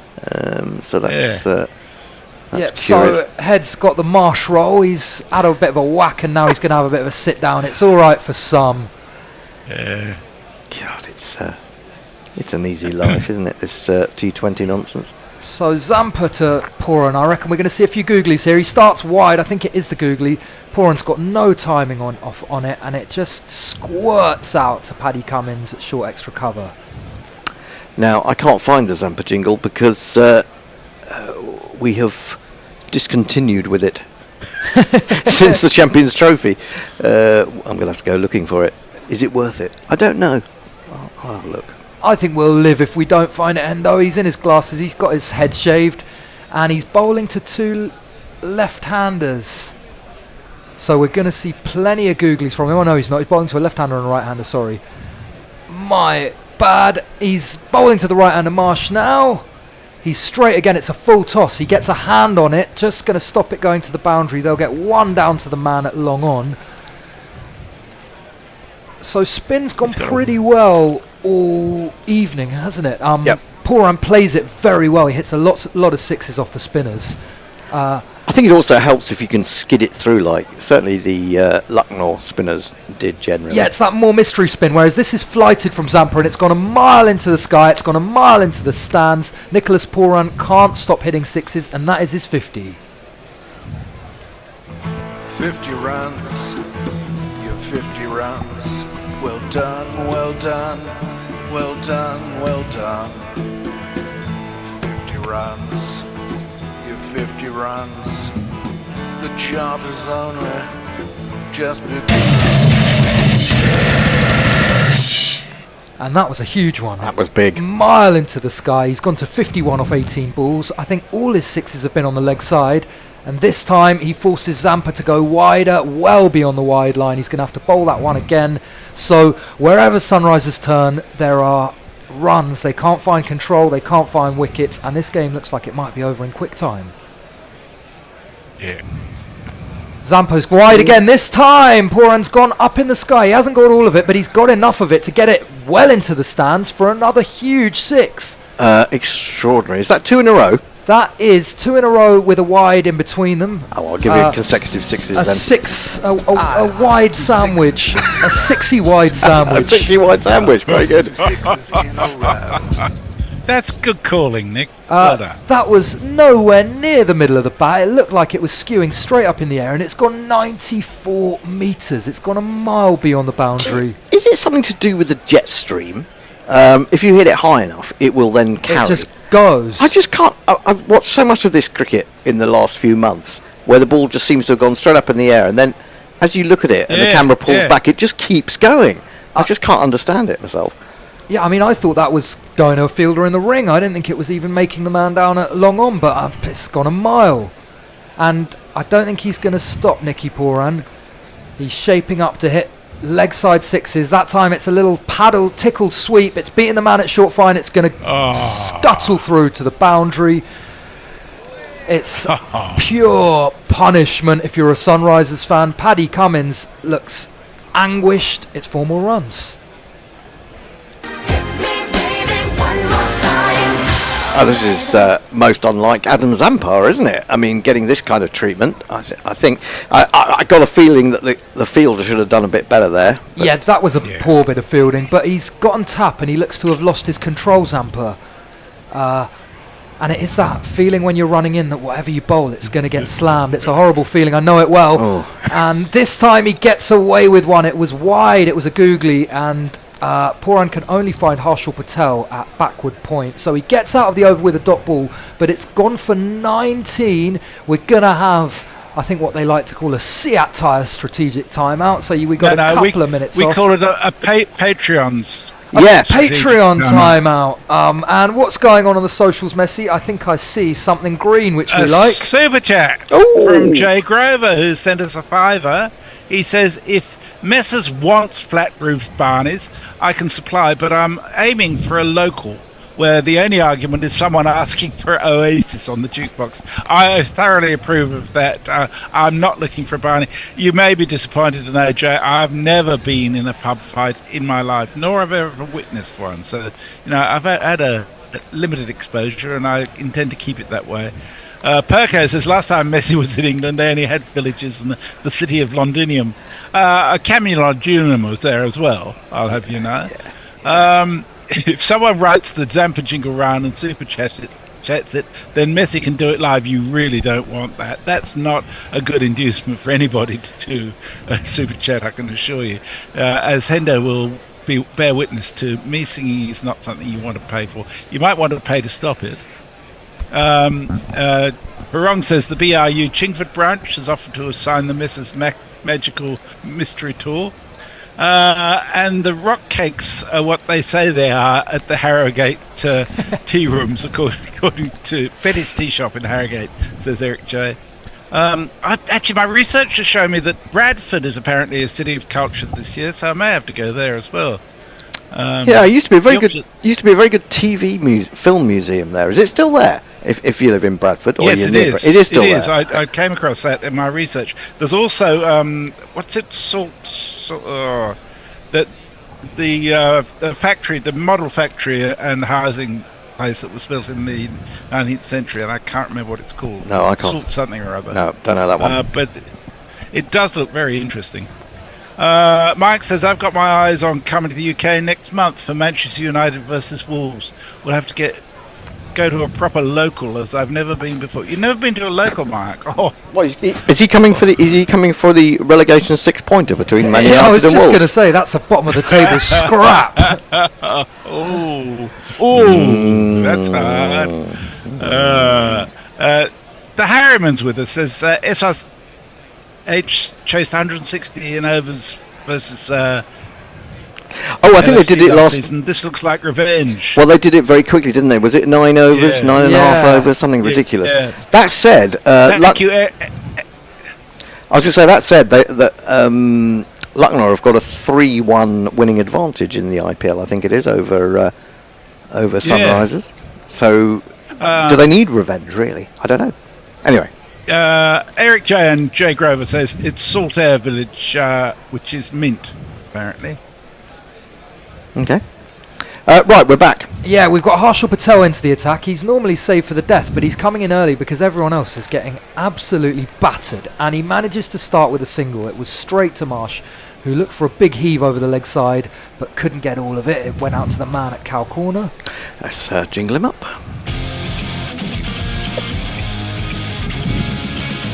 The next guy up is Harshal Patel. Bit of Kerr mixed with a bit of Harshal. So we know what he likes to do. He bowls wide Yorkers normally at the back end of the innings, takes pace off a lot. Can he just get one to skew off the bat and into the hands of a fielder? Because I think Sunrisers are going to need a lot of wickets if they're going to stay in this game. Pooran, that's lovely, opens the face, glides it down to the man at third for a single. Yeah, they do need a couple of wickets, don't they? But we've seen it many times in 20-over cricket, how a team can be waltzing to victory and then suddenly it can all just get horribly tied up. You know, batsmen coming in, as wickets fall, batsmen coming in who haven't got their feel for the pitch yet.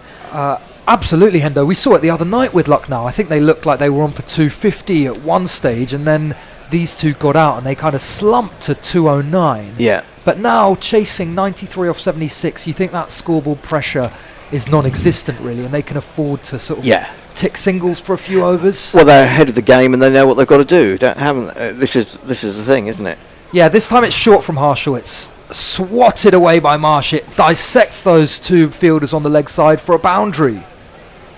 Now my innings going, great guns, I hit the ball. Forgot Marsh was out there for a bit.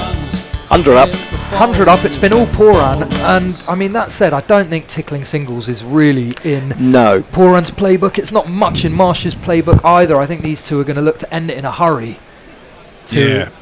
I have urgent news from one of our wonderful jingles. Richard Peel says, someone tell the bear I've just sent a jingle for Simajit Singh, and hello darlings. Thank you so much, Richard.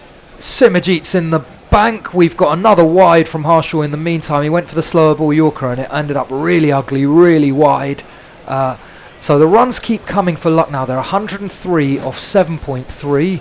Look at that partnership. 99 off 40 balls. 99 off 40. Rishabh Pant is on the boundary. He's got a big smile on his face.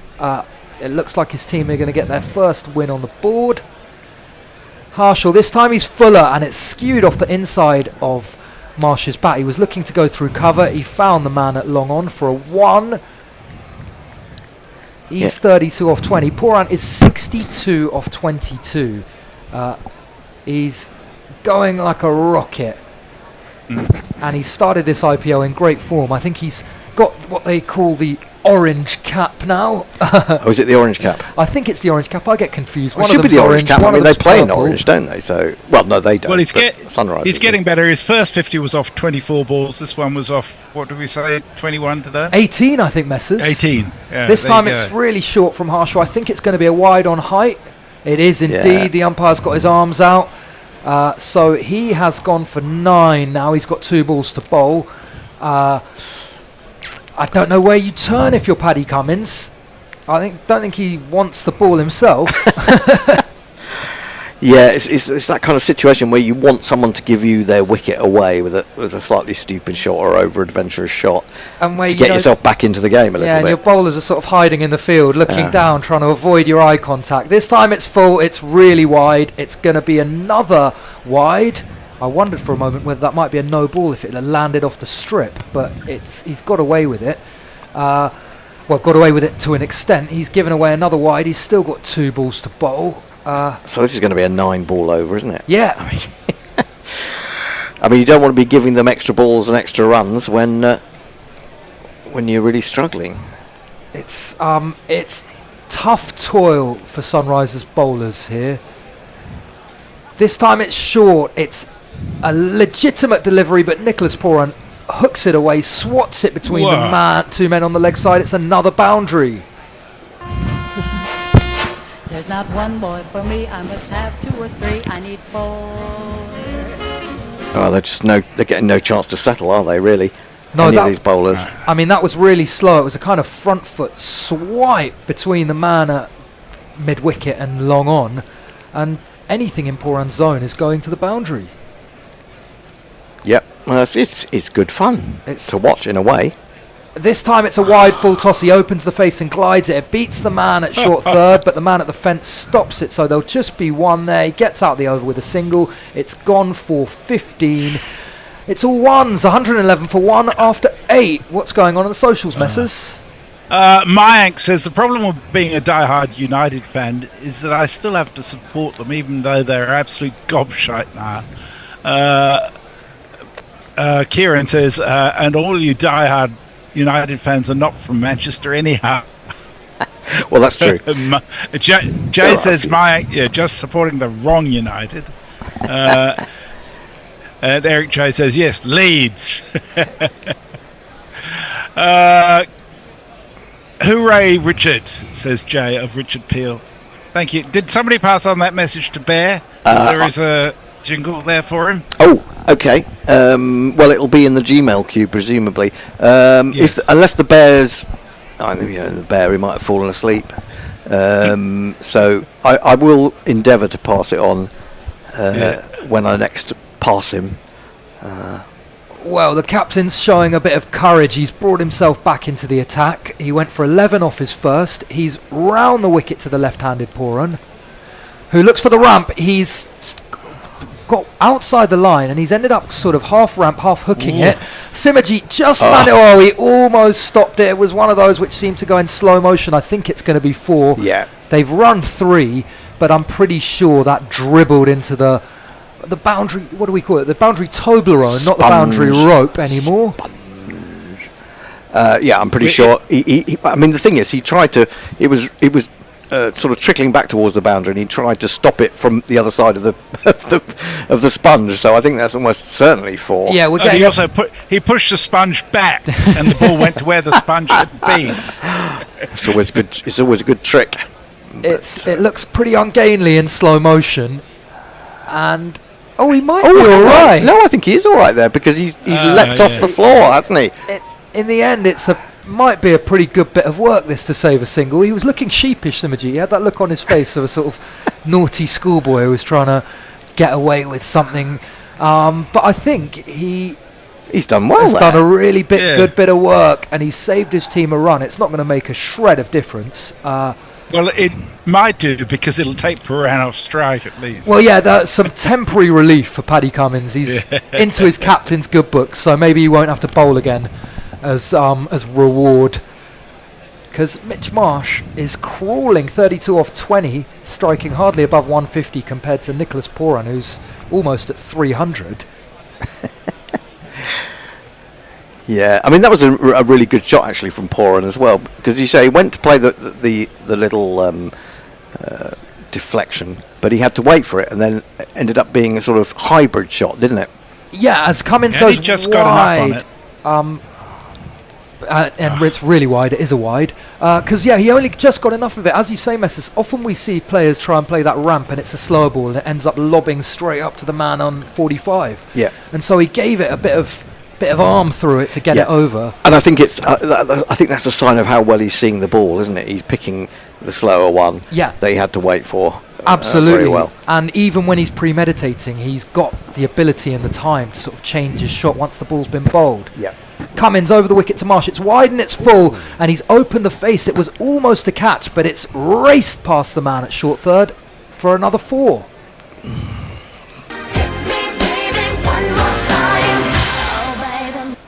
So 8 off the first 2 of Cummins' second over. We're down to 72 off 70. It's pure punishment for Sunrisers. That was in the slot, but it's nicely played by Marsh. He had to reach for it, and he opened his face and split those 2 men who are only 10 metres apart. Yeah. Has it gone over the top of him, or is no? It was catchable height, wasn't it? Yeah, a yard to its left, and he would have been in the money there, Simaji. This time he's fetched it from outside off. He's slapped it down to the man at long on. It's bounced just in front of him. Everything going Lucknow's way. On another day, that goes straight into the hands of long on. Yeah, it's just I think slightly mistimed, isn't it? He's not getting his drive going very well, Marsh, is he? He's tending to pull it into the onside. He's done that a couple of times now. Yeah, he hasn't found the sort of timing that Nicky Poran has. I mean, I don't think anyone wants to be compared to this guy at the moment. And there was a lot of negativity around Lucknow's campaign before this started, but if Poran keeps going like this, they could well be towards the upper end of the table. This time it's full and straight. If there is an inside edge on it, it's out. The finger goes up slowly. Yes. And finally, Sunrisers have a reward. Pat Cummins gets Nick Poran LBW, although I think they might review this, but it looked dead straight to me. Look good to me. Yeah. Look good to me. I think that's out. Yeah, if there's no fad on this, I don't think there's much saving him, but we are going to go up to the third umpire, so we shall see. Right, let's have one of these. Better out than in, better in than out. Ah, better out than in, better in than out. In, out, shake it, pull it out. Oh, so it's passed close to the bat, but on first replay, I'm sensing no inside edge there. What are we thinking? Not that I can see. It's hit him on the back pad, unless it's just brushed the front pad. There's nothing on outside. Either way, he looks plumb to me. Flat line, I think he's going to be plumb, but I would say that it's come 5 overs too late. The horse hasn't just bolted, it's halfway down the hill. Well, I don't know. It is out. It's out. It's very out, hitting halfway up middle and leg. Yeah, he's gone totally and utterly. It's another one bites the dust. I think that is going to be out, Fred. Another one bites the dust. Yeah, I'm going to be devil's advocate and say I'd be interested to see what will happen from here. I don't think it's beyond Sunrisers to pull this back. I mean, that will do Cummins' confidence world good. And he took responsibility, didn't he? Okay, he went for 9 runs before that wicket, but he has got the big danger man out. Of course, Rishabh Pant is pretty dangerous, and Marsh himself is going along at, well, what is it, about 170 runs per 100 balls. So it's tricky, but I just think, you get rid of someone who's really destroying you, and you can bring back bowlers perhaps like Zampa to have another go. I mean, okay, he's got to bowl again. Zampa, another left-hander, turning the ball into him, but even if he doesn't get him on straight away, he will, I think, turn to him before too long. Absolutely, Endo. I thought Pant the other night looked like a man who was a little bit rusty. He played out a few dot balls against the spinner and then clumped one straight down Long On's throat. And this batting lineup, I would say it falls off a bit. You've got Miller and Bodoni to come, but they're not a load after that. So if they can pick up another one quickly now, they might just feel they've got a glimmer of hope. Cummins is over the wicket to the left-handed Pant, and he starts with a sharp bouncer. Wow. It was really well bowled, and Pant, it was up at 140. Pant didn't seem to know too much about it. Well, that was a hell of a ball. That really was. Oh, it was a snorter. I think, if anything, it was just bounced a little bit too much. Otherwise, it was straight into Rishabh Pant's sponge. It was. That was a cracker, which kind of shows that Cummins has got his gander up now. Yeah, he sighs after that ball, thinking, I can't get quite anything to go for me. If it's any consolation, Pat, a tree's been planted somewhere. So how can he close out the over? Trees? It's another bouncer. I think he's going to get away with that one. It's under shoulder height. So he's closed out with 2 dots. He's got Pant falling all over the place. He's bowling quickly. Sunrisers perhaps with a little hope. 120 for 2 after 9. Jay Grover says, I don't know what brought this on. He says, no Norcross creepy sponge voice. It gives me the feel. Oh, I think I went boundary sponge, which is something that Dan used to delight in. And Farong says, Lord Thakur should have come out to bat. I think if Rishabh Pant hadn't come out, there would have been absolute outcry. But Pant has now faced, I think, 9 balls in the IPL without scoring so far. Well, there you go. I should be an IPL captain, because look who's coming back into the attack. Yeah, here he is. It's our man Adam Zampa. And yeah, so Pant's IPL strike rate of 0. Yes. Oh, and Zampa starts with an absolute bit of filth. It's short, it's down the leg side. Marsh didn't have to get much on it, and it's gone very fine to the fine leg boundary. So he starts with another 4, and Zampa is really lacking control. That was poor, wasn't it? Do you think is it a bit of dew that he got stuck in his fingers? I think it must be a bit of dew because, I mean, you don't see him bowl too many half-trackers like that, do you? He's famed for his control. It wasn't just the length, it was the line as well, wasn't it? It was the sort of shit I bowl, Hendo. This time he's more on the money. It's full, it's turned a bit, it's outside off stump. Marsh carves it away to the man on the offside boundary for a single. 5 off Zampa's first 2. Rishabh Pant's off strike. I saw a stat that Zampa's average against left-handers and right-handers is pretty much on the same. Oh, really? Which is, pretty rare for a leg spinner, but he bowls well to left-handers. And yeah, Pant hasn't been looking great starting against spin, so match-up here of interest. Yep, absolutely.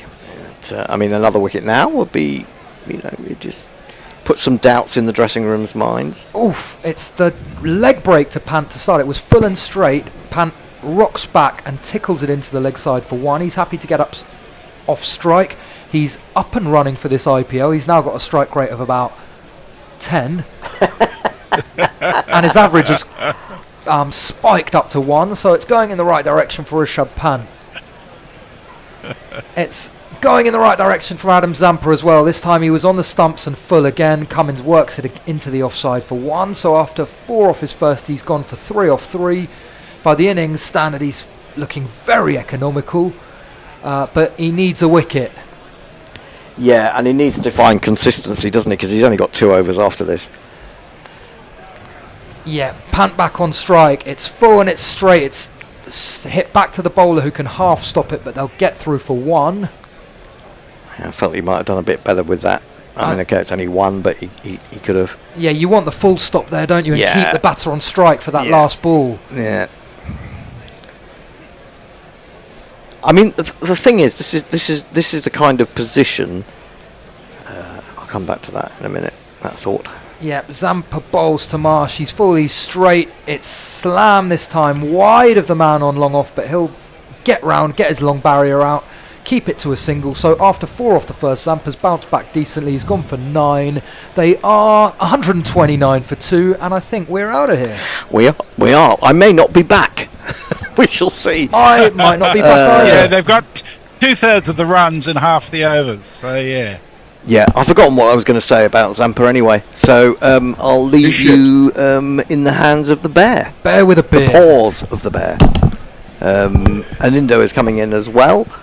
And so's Abby, by the looks of things. It's all yours and Indo. And the next message is from Farong. There you go.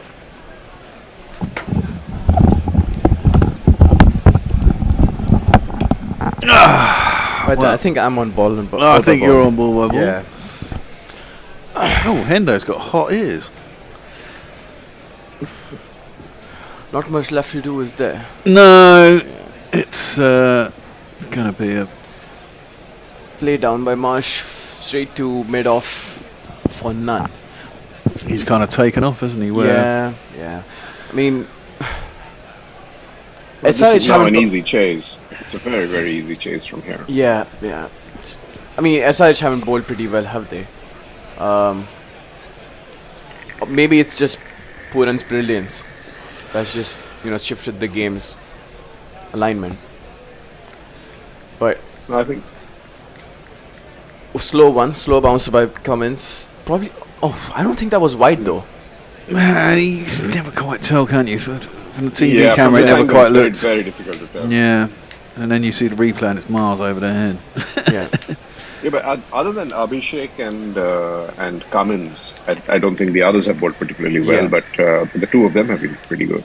Yeah, I don't think Shami used all of his variations when he was brought in for his first spell. But he was bowling well the first over. And that is pulled away for 4 by Mitch Marsh.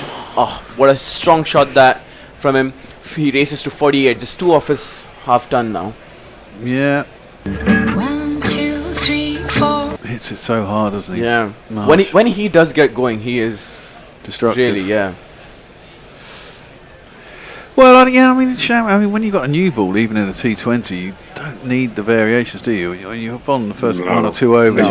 You want to bowl proper length, line, straight. Just length and line, scramble seam. That's good enough. I mean, you don't need it. Pulled again by Marsh, just misses the catching deep mid wicket, and that is another 4, and that's his 52 of 29 for Mitch Marsh. 50,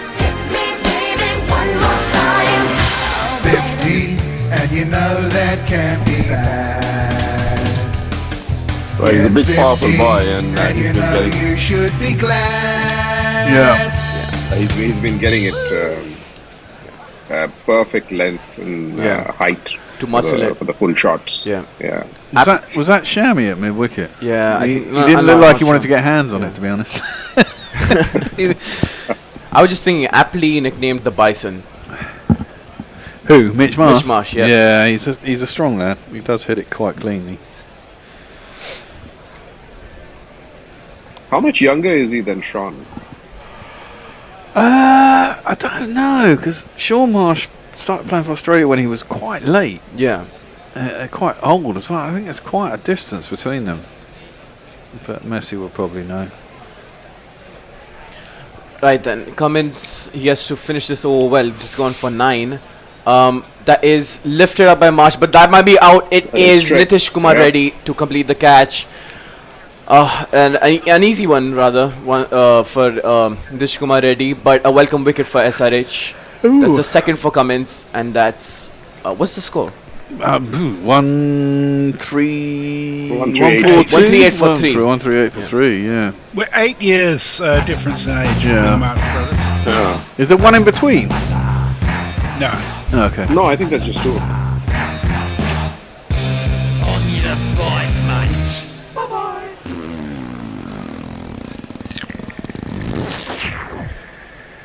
Do I sniff ASRH comeback? No. Well, you never know with T20, do you? But I mean, presumably everyone still comes out and tries to batter it out of the park. This one's in the bag. You'd have thought really so. in the bag. 7 wickets in hand. Do you know what? Couple of wickets here, 3-4 wickets here, and then. No, you know what? Just a couple of more wickets and games on. It's not going to happen. Yes. No, it's gonna happen. It's gonna happen. 3 or 4 is quite a lot to get. I need it to happen. I need it to happen. That's your position speaking. That doesn't mean it's going to happen. That's like me wanting my GPL to come true. Which can't happen, I'm afraid. Exactly. So. But a breakthrough finally for SRH. Now 2 new batsmen at the crease. Badoni on strike for Cummins. Plays it on for none. Simajit Singh, who's he playing for? SRH. Is it? I think he was playing for CSK last year. I'm not sure. Yeah, but he's playing in this match. Who's he playing for in this match? Is he playing for Lucknow? No. Simajit was playing for SRH. Hyderabad. Oh, yeah. I was going to do.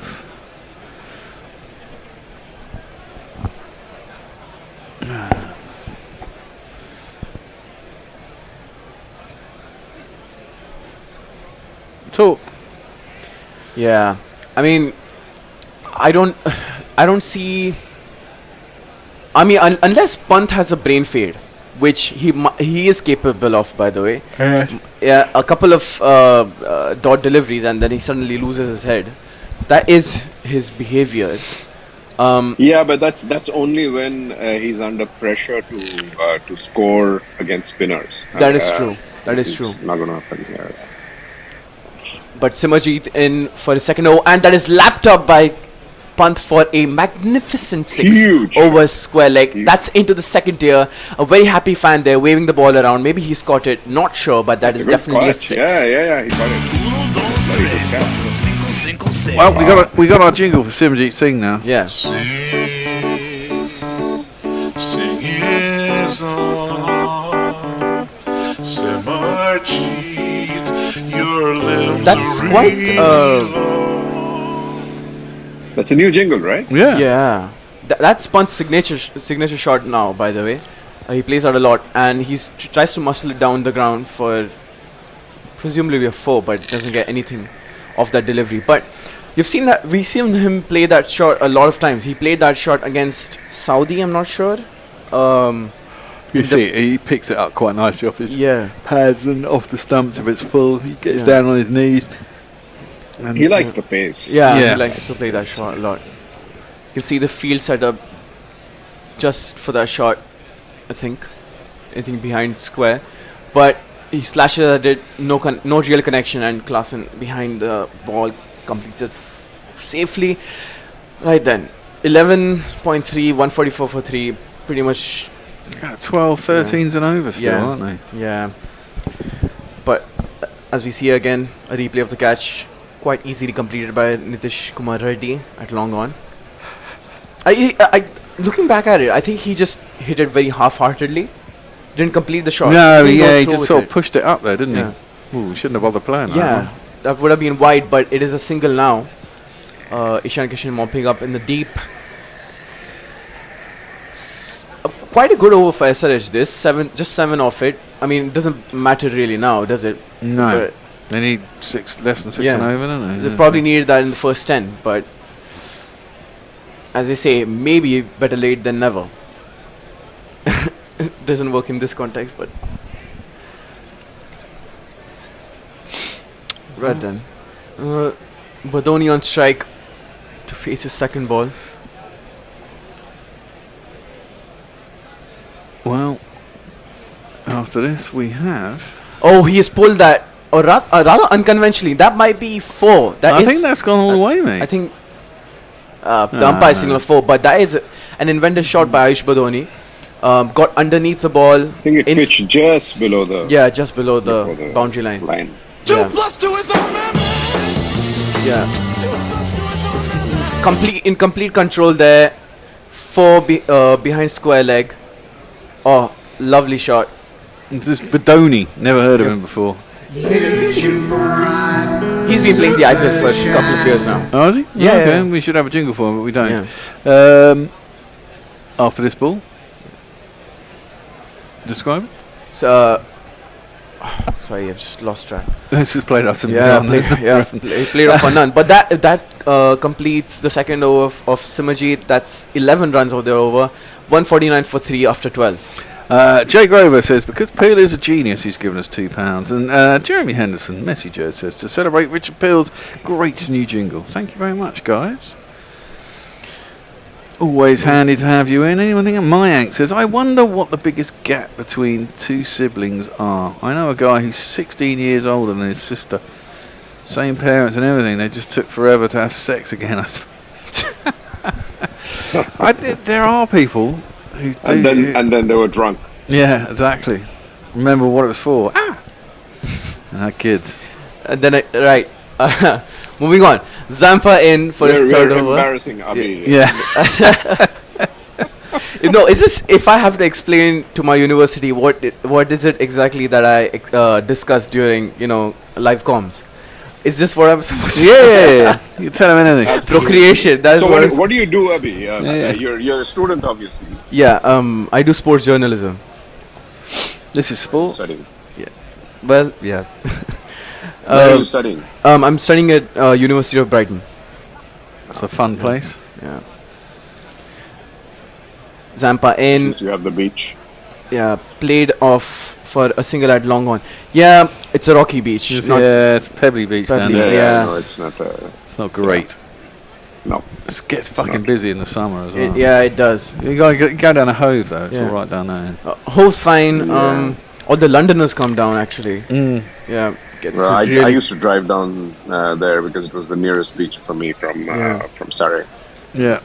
Rishabh Pant slashes for a single.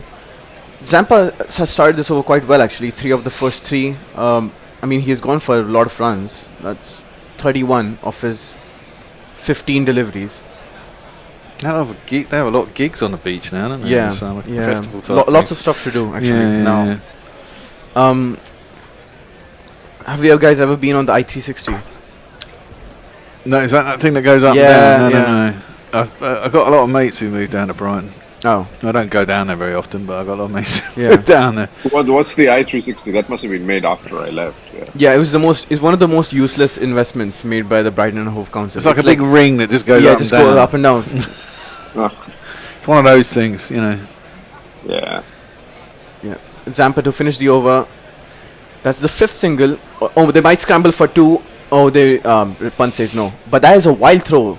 Nah, just get it in we've seen a quick. few of those actually in this match. Yeah. Aniket Verma. Particularly from LSG. When, Yeah. They were fielding. Couple of Not other a good throws. fielding day for them. Yeah, not a good look actually, is it? They might receive a hiding from the fielding coach later on in the dressing room. More likely from Sanjeev Goenka. Yeah. I mean, that's going to come regardless. That you don't need to be a bad fielding side for that to happen. Zampa to close his. Oh, Badoni's gone big. He'll be Or out. actually, He'll he be hasn't. That's out. going to land safe though. Or is it? No. That's a Oh, great that's catch. a great catch by Harshal Patel in the deep. Had to come off a long way from the boundary, but expertly completed But it there. stayed up for a long Yeah, time. it did. So that gave him time to come Yeah, but he still did have to scramble for it.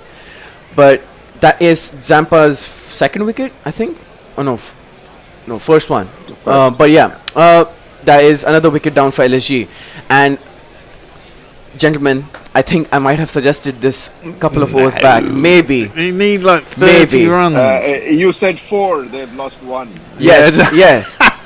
So No. I backtrack and I said couple of wickets, so I just need one more. Yeah, it's not going to happen. It's not going to happen. But we'll send them off with a jingle. Yeah. I won't look back, 'cause by the time that I do, you'll be gone. Yeah, I just had a question for both of you. What do you think of Sanjeev Goenka's active participation with this LSG team? He goes back into the dressing room, gives them lectures on how he just went back to the dressing room to do a fucking PR exercise. Yeah, who was this? What? So he's the owner. He's the owner. Oh right, okay. Of LSG. He's a he's a rich bastard. An industrialist. Yeah, he's an industrialist who's a fucking unethical bastard from the time he was in his 20s. So it's just like any industrialist, right? Yeah, they're all bastards. Yeah, now that he's become a team owner, he thinks he's going to whitewash the cricketer in the world. Yeah. And he knows everything, of course he does. He's like the fucking guy who's taken over bloody what's his name? Man United. Ratcliffe. Yeah. Yeah, they're all the same. Yeah, exactly. Tries to go downtown, but again fails to connect. Seen that quite a lot actually. He's failed to get going. I mean, he doesn't need to, but I think he's trying to get this finished. Yeah. Quickly. Everyone needs to go home. I need to go home. I need to catch the train. And we have a jingle. Yeah, go on then. Next is a real life wife. David Miller. A long way to come in. Yeah, long way to come in. Yeah. 31 metres he came in.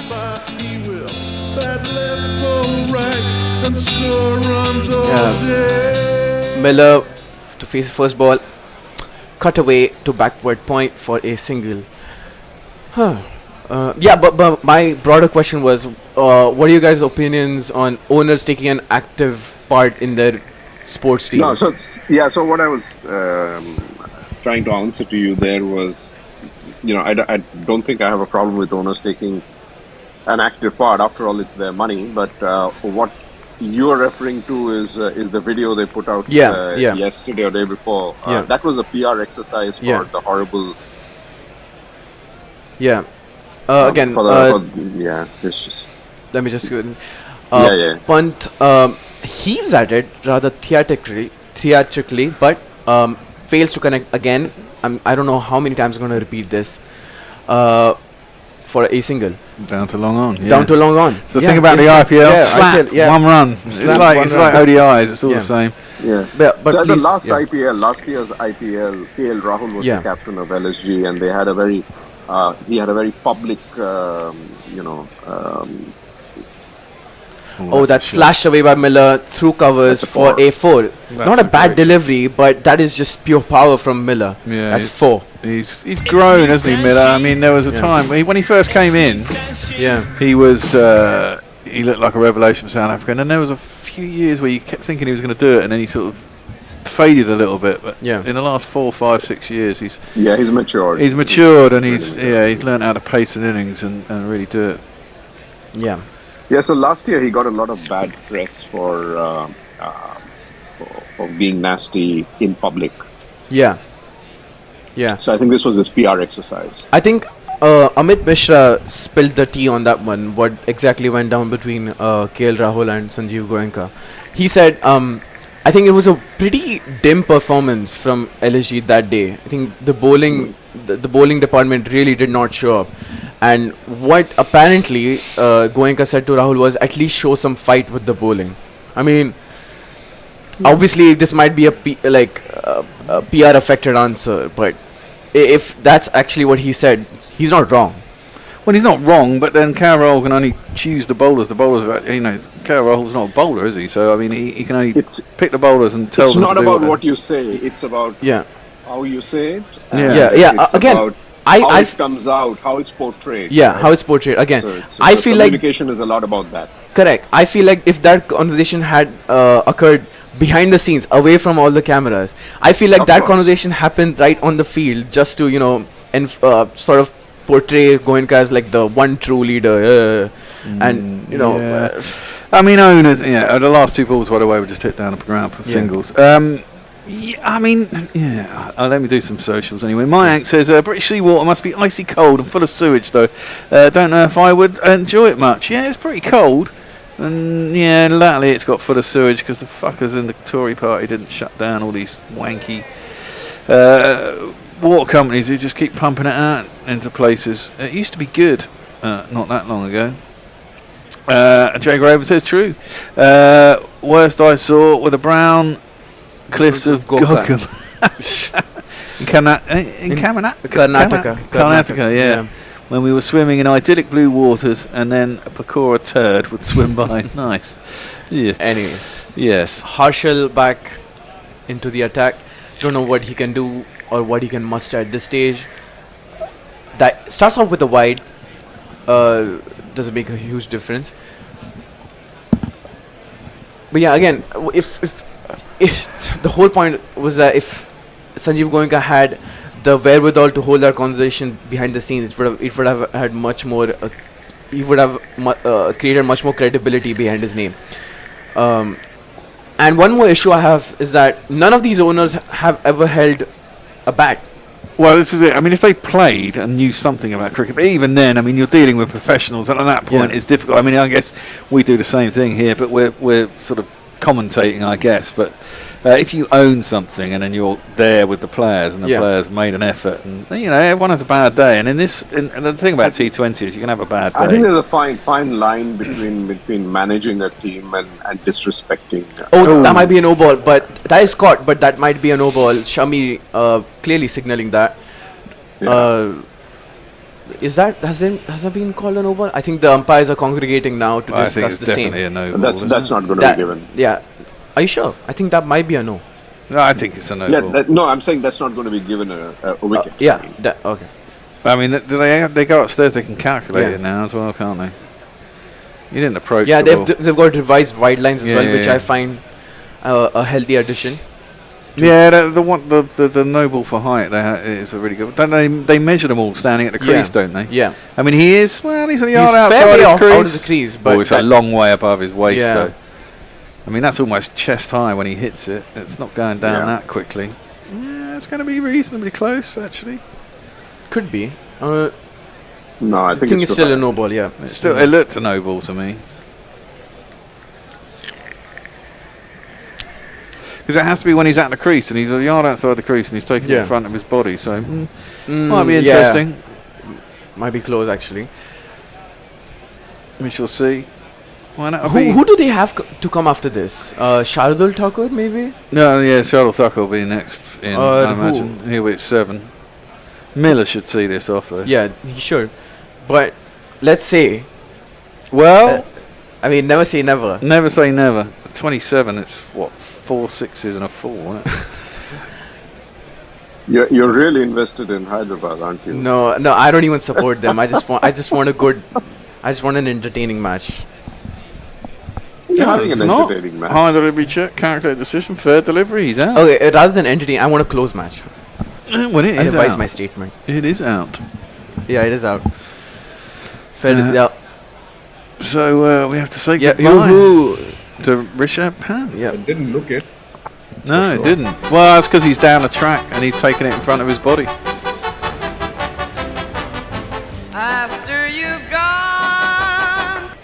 Sound the horns. Shami, when he caught it, seemed to think that it was a no ball. Yeah. I think probably because from where Shami was standing at short third, you couldn't see the crease. You can't see the crease exactly. So he might have thought that Pant was like standing normally. Yeah. And I thought he'd taken it more or less in line with his body as well, but it was well out in front of him. As Jay points out, Abby, this is the reformed guerrilla cricket. It used to be a lot worse. It did used to be a lot worse. Really? We used to get a lot more piss during the day, and things would get quite fruity. We're a lot more sedate these days. We're all getting too old. And Mike also says, in T20s you could have had a good day, but then the opposition has a better day, and you're stuffed. Well, words of wisdom. Indeed. Abdul Samad. Abdul Samad is the new man in. I don't think we have a jingle for him either, but I shall have a look. I think he should have one. He's been in and around the circuit. He's been around for a while now. Into faces, first ball slapped up to. Oh, we do. Yeah, pretty sure you must have one. But that's a single. Brings Miller back on strike. He has a jingle that goes like this.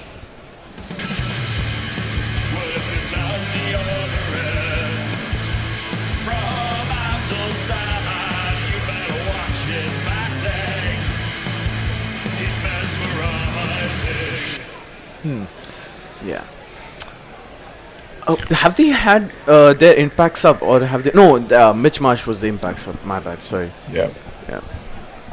Yeah, he did alright as an impact Yeah, sub, he didn't did. 51 off 20 or whatever it was. The thing about Abdul Samad, I think he's been playing for like 3-4 years now, but he started off with this as this huge player with a huge potential, but I think he just petered off now. How old is he? I actually have no idea, but he did. Was he one of these ones who came in when he was about 17? No. He's okay. How old is he right now? Well, I don't have my phone on me, but. Well, Hendo, you're going to get your wish. You're going to get the last 5 overs. Well, probably not. Yeah, the last exactly. 5 I was just overs. going to say Hendo's going to be able to get. Better wake up, Hendo. Can't fall asleep on the couch. That's a bit rash coming from you. I saw you dozing off. I know, yeah. I told you, I was up at I wake up in the morning. I woke up at 5:10 this morning. I couldn't bear to sleep. Oh, that might be 4 from Samad. Expertly played through covers, and that is a wonderful 4. He's 24 years old. Yeah, see, he's 24. No, it's not that old, then. There's not one boy for me, I must have 2 or 3, I need 4. That's quite a nice shot. Yeah, quite a nice shot. Timed it all right. Not straight out the middle of the bat. I think, was that Cummins? Yeah, Cummins took a step to his right, which I think he shouldn't have. But either way, who am I to say? He was trying to anticipate, wasn't he? Yeah. Herschel to close off his second over. He's gone for a lot, actually, in his 2. But straight to Cummins at cover. And 21 to win off 32. I mean, you can block this in singles, can't you? Yeah. 4 Then over, again, really. Mitch Marsh, with his wonderful innings today, he's been in great touch. I mean, I've never seen him play like that for Australia. He doesn't really do it a lot for Australia, apart from the fucking annoying ton he got at Leeds in the last Ashes. Yeah. And they were completely. He's been really on form the last year or so, I think. Still a bit patchy. Yeah, still a bit patchy. You never know what you're going to get with him. Oh, that is picked up by Samad for a 6. Ooh, that was just above Abhinav Manohar, that long off, but that is a maximum. So that's 10 of the last 3 deliveries. 176 for 5 after 15. Okay, see you folks. I'm Right. off to bed. See ya. Bye bye. You two, get back in here.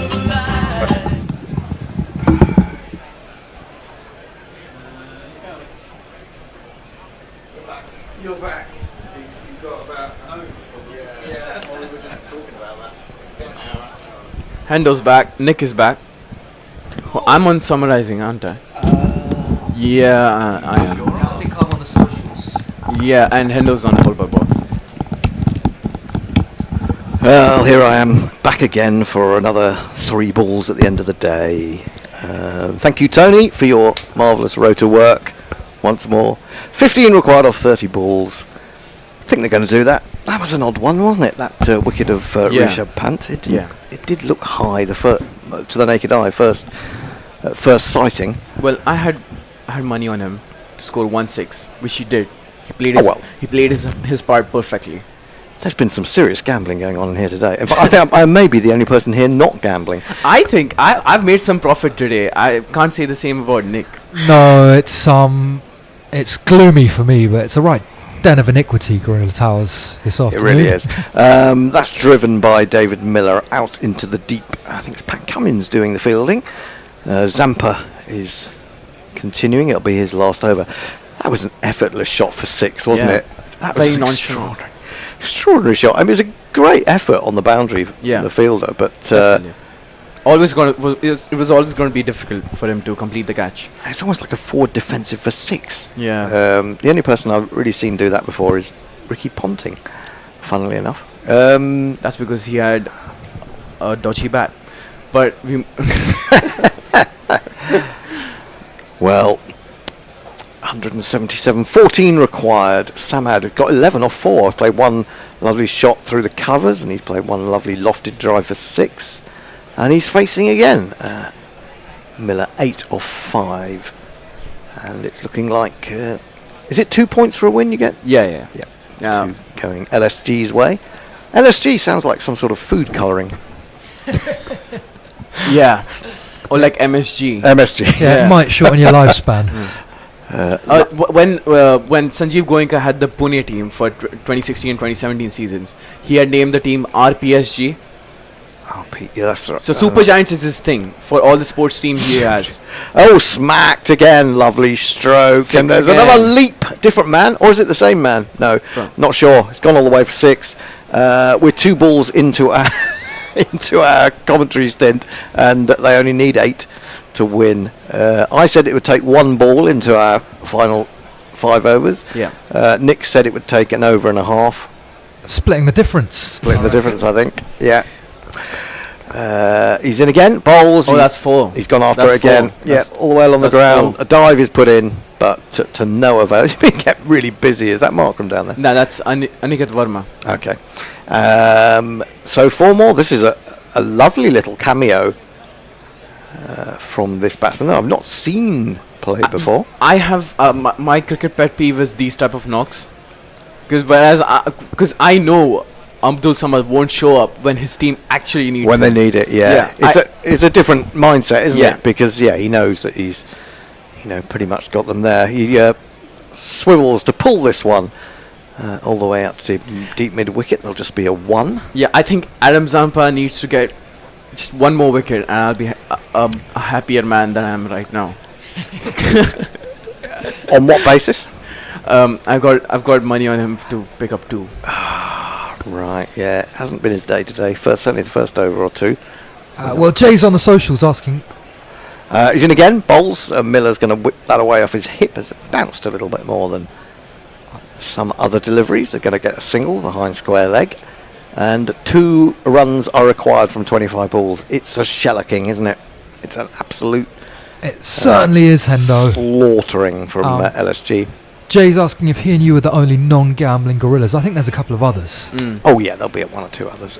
Driven and hello, what happened there? Well, Zampa was thinking, could he do what the Prince Yadav did in the Hyderabad innings, which was deflect the ball onto the stumps and run a batsman out? But they're going to say, what? No.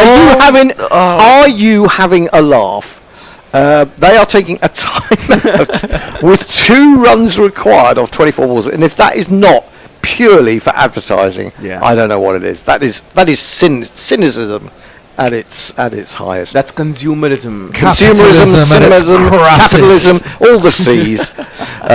All the C's. I can think of another. Narcissism. Yeah, absolutely. Capitalism. I think we've had capitalism. Anyway, so some tweets. Yeah, I don't know where we got to on these, but Jay is saying, Bear, I can't sleep these days. Also, Bear spends all day asleep. I'm having flashbacks to, I think it was the New Zealand series, where he was passed out hard on the sofa. And I think he missed his session because no one could rouse him. Well, you know what it is? He was going harder. He was sleeping harder. That's what it was. Very Baz McCullum. Mayank is saying, don't worry, I'm also down a lot of money in gambling. The key to being successful is to keep betting. You're only one big parlay away from winning it all back. That's my attitude, Mayank. But I am also staring down the barrel of bankruptcy. I would like to say that is not the view of Guerrilla Cricket. Not officially endorsed. And also some people here are uni students, so you can't afford to keep on betting. Exactly, absolutely. Mayank is also saying LSG sounds like good. I think that's food to you. Sounds like drugs to me. Could be a hallucinogenic food powder. Yeah, LSD, MSG. Yeah. I see where you're coming from. Maybe get a bit over to us. You add LSG and sorry, what? MSG and LSD together. Now that would be you add MSG and you add the hallucinogenic drug. You get MSD. You get Mahendra Singh Dhoni. I'm sorry, that's such a reach. Well, it is, but it's quite good, and it will upset all the Dhoni lovers as well, won't it? Yeah. Are you a Dhoni lover? I imagine you quite like Dhoni. No comments. No comment. Oh, interesting. Is he here's the thing. I loved him when he played for us. It's become a farce now. What? He's played too long. He should have retired. Just retire, man. Yeah. I quite like seeing him taken out of the cryo chamber for 2 months every year, and he gets more and more muscly. He's just like, and he's 44. Are you sure it's muscle? Well, I think he's got having something pumped into him. I don't know if it's. Oh well, I wasn't suggesting it was anything like MSG or whatever. Any LSD or even LSD. Veins. I was suggesting that maybe he's just putting on a bit of ballast. That was all. You know. Well, I thought he carried a bit of ballast back in the day, but I think he's getting leaner as he gets older. Well, I mean, I don't know. I mean, has he not famously got about 20 cars or something? Huge bike collection, actually. Oh, huge bike collection. Yeah. Right, well, here we are. After a delay of about 5 minutes, we're going to get the final 2 runs that are required. Oh, they're taking the piss now. Miller's going to stroke that over the top of extra cover. The man on the boundary will not get round, and we waited for 3 minutes or more talking about things beginning with C. While adverts were allowed to be played. 193 for 5. They've done it with, what's that? 23 balls to spare. And we didn't see that coming when this much vaunted lineup of Sunrisers started this afternoon, seeing Travis Head and Abhishek. But those early wickets, those 2 in a row, that really took the wind out of them a little bit. They did recover, and there was some good striking, but perhaps not enough. We were talking, maybe slightly sarcastically, about the possibility of a 300 run scoreline, but they didn't even make it to 200. 190 in the end, and LSG 193 for 5. They've done it. Yeah, which just reaffirms what I've been saying. The middle order is so. How do I even put it? It's weak. That's the best way I can put it.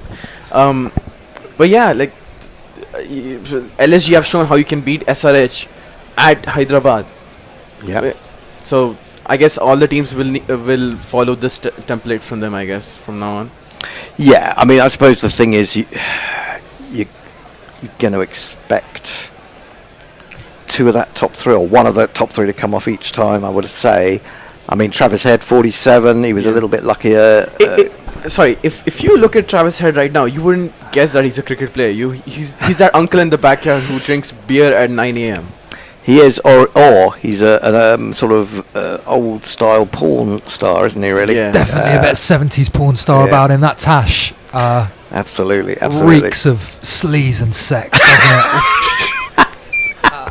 Maybe that's why he couldn't be bothered to come out. Maybe he had other things to do. Who knows? maybe just putting a little film together. Shall we do some final tweets, and then we'll go off for a week. We'll be back in a week's time. Let's do the final tweets that we got. We have got Tony on, by the way. Oh, Tony's on there. Yeah. We got a couple of super chats. Yeah. Oh God, I've got to do that then. So we're just going to ignore Tony. Anyways, moving on. We got one from Minsk and Booze Clip Corner saying thank you for the broadcast. Be back next Thursday. And Jay has given us a couple of quid as well. He's saying tar all. Okay, let me do a couple of tunes. Super chat cash, super chat cash, super chat cash. Use your bribe, super chat. No shipping, unlike the bucket hat. Yeah, the bucket hat. One of our finest failures on the merchandise front. Anyway, more tweets. What else have we got? Farong is saying, most times I watch my team LSG. I wish I had some LSD. Well, not tonight, Farong. You're in the business. Reality is good enough for once. Jay is saying, thanks all. I'm off to watch What We Do in the Shadows because I'm sick of you ludopathic individuals. Love to you all. See you next Thursday. I don't know what that means either, Hendo. Do you? Ludicrous and psychopathic. Ludopathic. I guess ludicrous and psychopathic. Yeah. Sorry, I thought you said lunar as in moon. Lunapathic. Lunapathic Sort of would moon be, worshippers. Yeah. Mayank is saying, I hope Dhoni's still playing at 50 just for the shits and giggles. I'd love to see it too, Mayank. The Bishop, the Godfather, the Consigliere, is saying a strategic timeout with 2 to win off 24 balls. What the fuck is the point of that? Well, you know what it is. You know what it is, Tony. It's to give me a little bit more ball by ball, because if you will put me on at the beginning and the end every time, almost. Is that a cry for help? It is a cry for help. Yeah, absolutely. Yeah. The rotors. It's a thankless task, isn't it, Tony? And Jay Grover is saying Nick, he does paratroop training just for fun. I think that's about Dhoni. Not me, because I certainly don't. But I think Dhoni is a bit of a military nut, isn't he? Or does he jump out of planes? No. He was a part of the military. He's obsessed with the army. Oh right, okay. Which is No, he is a part of the army. Oh, is he? Yeah, he's never sort of actively served, has he? Yeah, no. Mark Arnold is saying to Tony, advertisements, no doubt. Tony agrees, and Jay is saying, Abby, something wrong with that. Something wrong with what? I'm not sure. But since it's come from Jay, nothing's wrong with that. Oh, and Daniel Keevy is filling us in with much needed information. Ludopathy is the scientific name for gambling addiction, I think. Well, he's very wordy. He's very verbose, our Jay. So he knows words. I mean, he's a man who does tentacle porn. So let's be honest, he knows more words than most people. To be fair, he knows good words, and that's a new one for me. I'm going to be using it. Describe my vice as ludopathy, but hopefully I'll be back in the green tomorrow, and we'll be back with you all this time next week. We will. Just to say that we've picked up £33.55 from your super chats, mostly from Jay and one or two others. Thank you very much for your contributions. It's been great to have you with us. And I'm just wondering, GPL, did we have any entries for the GPL? Anendo was in, but I don't think he's won. Surely Messers had a punt. Is Messers out there still? Messers, are you still? I mean, the thing about Messers is even though you can see that he's not turned on, I don't want to see Messi turned on generally, but you can see that he's not turned on, he is sometimes just listening, and then he'll just pop up and he'll say something. You're right there. There he is! There have been way too many sexual innuendos today. We were way too high with all of our GPL picks. Oh, really? GPL, much to the Bears' delight, is safe. Well, it's to my delight. I hate it when people win. I pretend to like it because, I have to. But actually, the more money that goes into our coffers, the better. Quite the politician. Absolutely. There you go. Right, we'll be back for next Thursday. Anyone got an idea at this far out who next Thursday's game is between? We'll find out Wednesday night who are going to. Yeah, we'll have to look it up on Wednesday night. I think, oh God, we better do some research. Anyway, thank you for joining us. It's been great to have Abby. He's probably got to go and get a train home. Yeah. Poor old Nick's probably got to walk home. Off to drown my sorrows, Hendo. Drown your sorrows and gamble on something else. The Bear's been with us as well. Messi, Anindo, and I think that's more or less it, isn't it? Yeah. I don't think there's been anyone else. But thank you very much for joining us. Until this time next week, about well, it's going to be 3 o'clock start, isn't it, by next week because of our clocks going forward in this country. So we'll see you then. Ta-da! Ta-da. Cheers.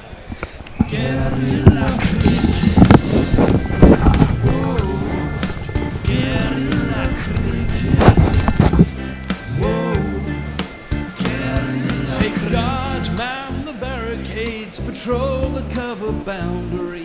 At last the time is come, this is a cricketing emergency.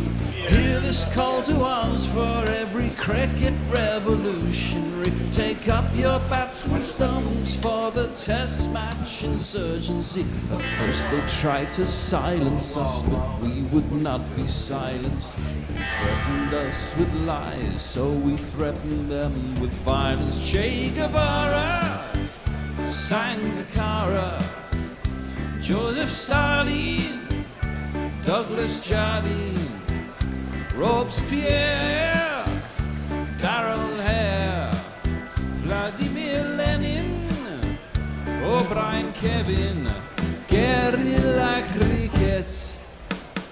It's not about the winning, it's about how many rules you break. Even in cricket commentary, this is the best advice to take. Pick guerrilla cricket, it's the finest choice you'll ever make. There's so much more to cricket than rev counters and a slice of cake. At first they tried to sanitize us and clean up our act, but people like it filthy, and we know that for a fact. Fidel Castro, Lenny Pasco, Carlos the Jackal, Umar Akmal, Mahatma Gandhi, Grant and Andy, Brendan Behan, Austin Ian, guerrilla cricket. Stick with us, cause you know we're not the kind of thing that you see on the TV and the radio. So vive la revolution. First they tried to buy us, but we would not be bought. Okay, we were, but then we ran away, and we will not be caught. Would not give up the ghost when they left us all for dead. They decapitated us, but we just grew another head. Chairman Mao, Jamie Howe, Ho Chi Minh, Asif Din, Václav Havel, Graham Saville, No Surrender, Percy Fender, Che Guevara, Sangakkara, Joseph Stalin, Douglas Jardine,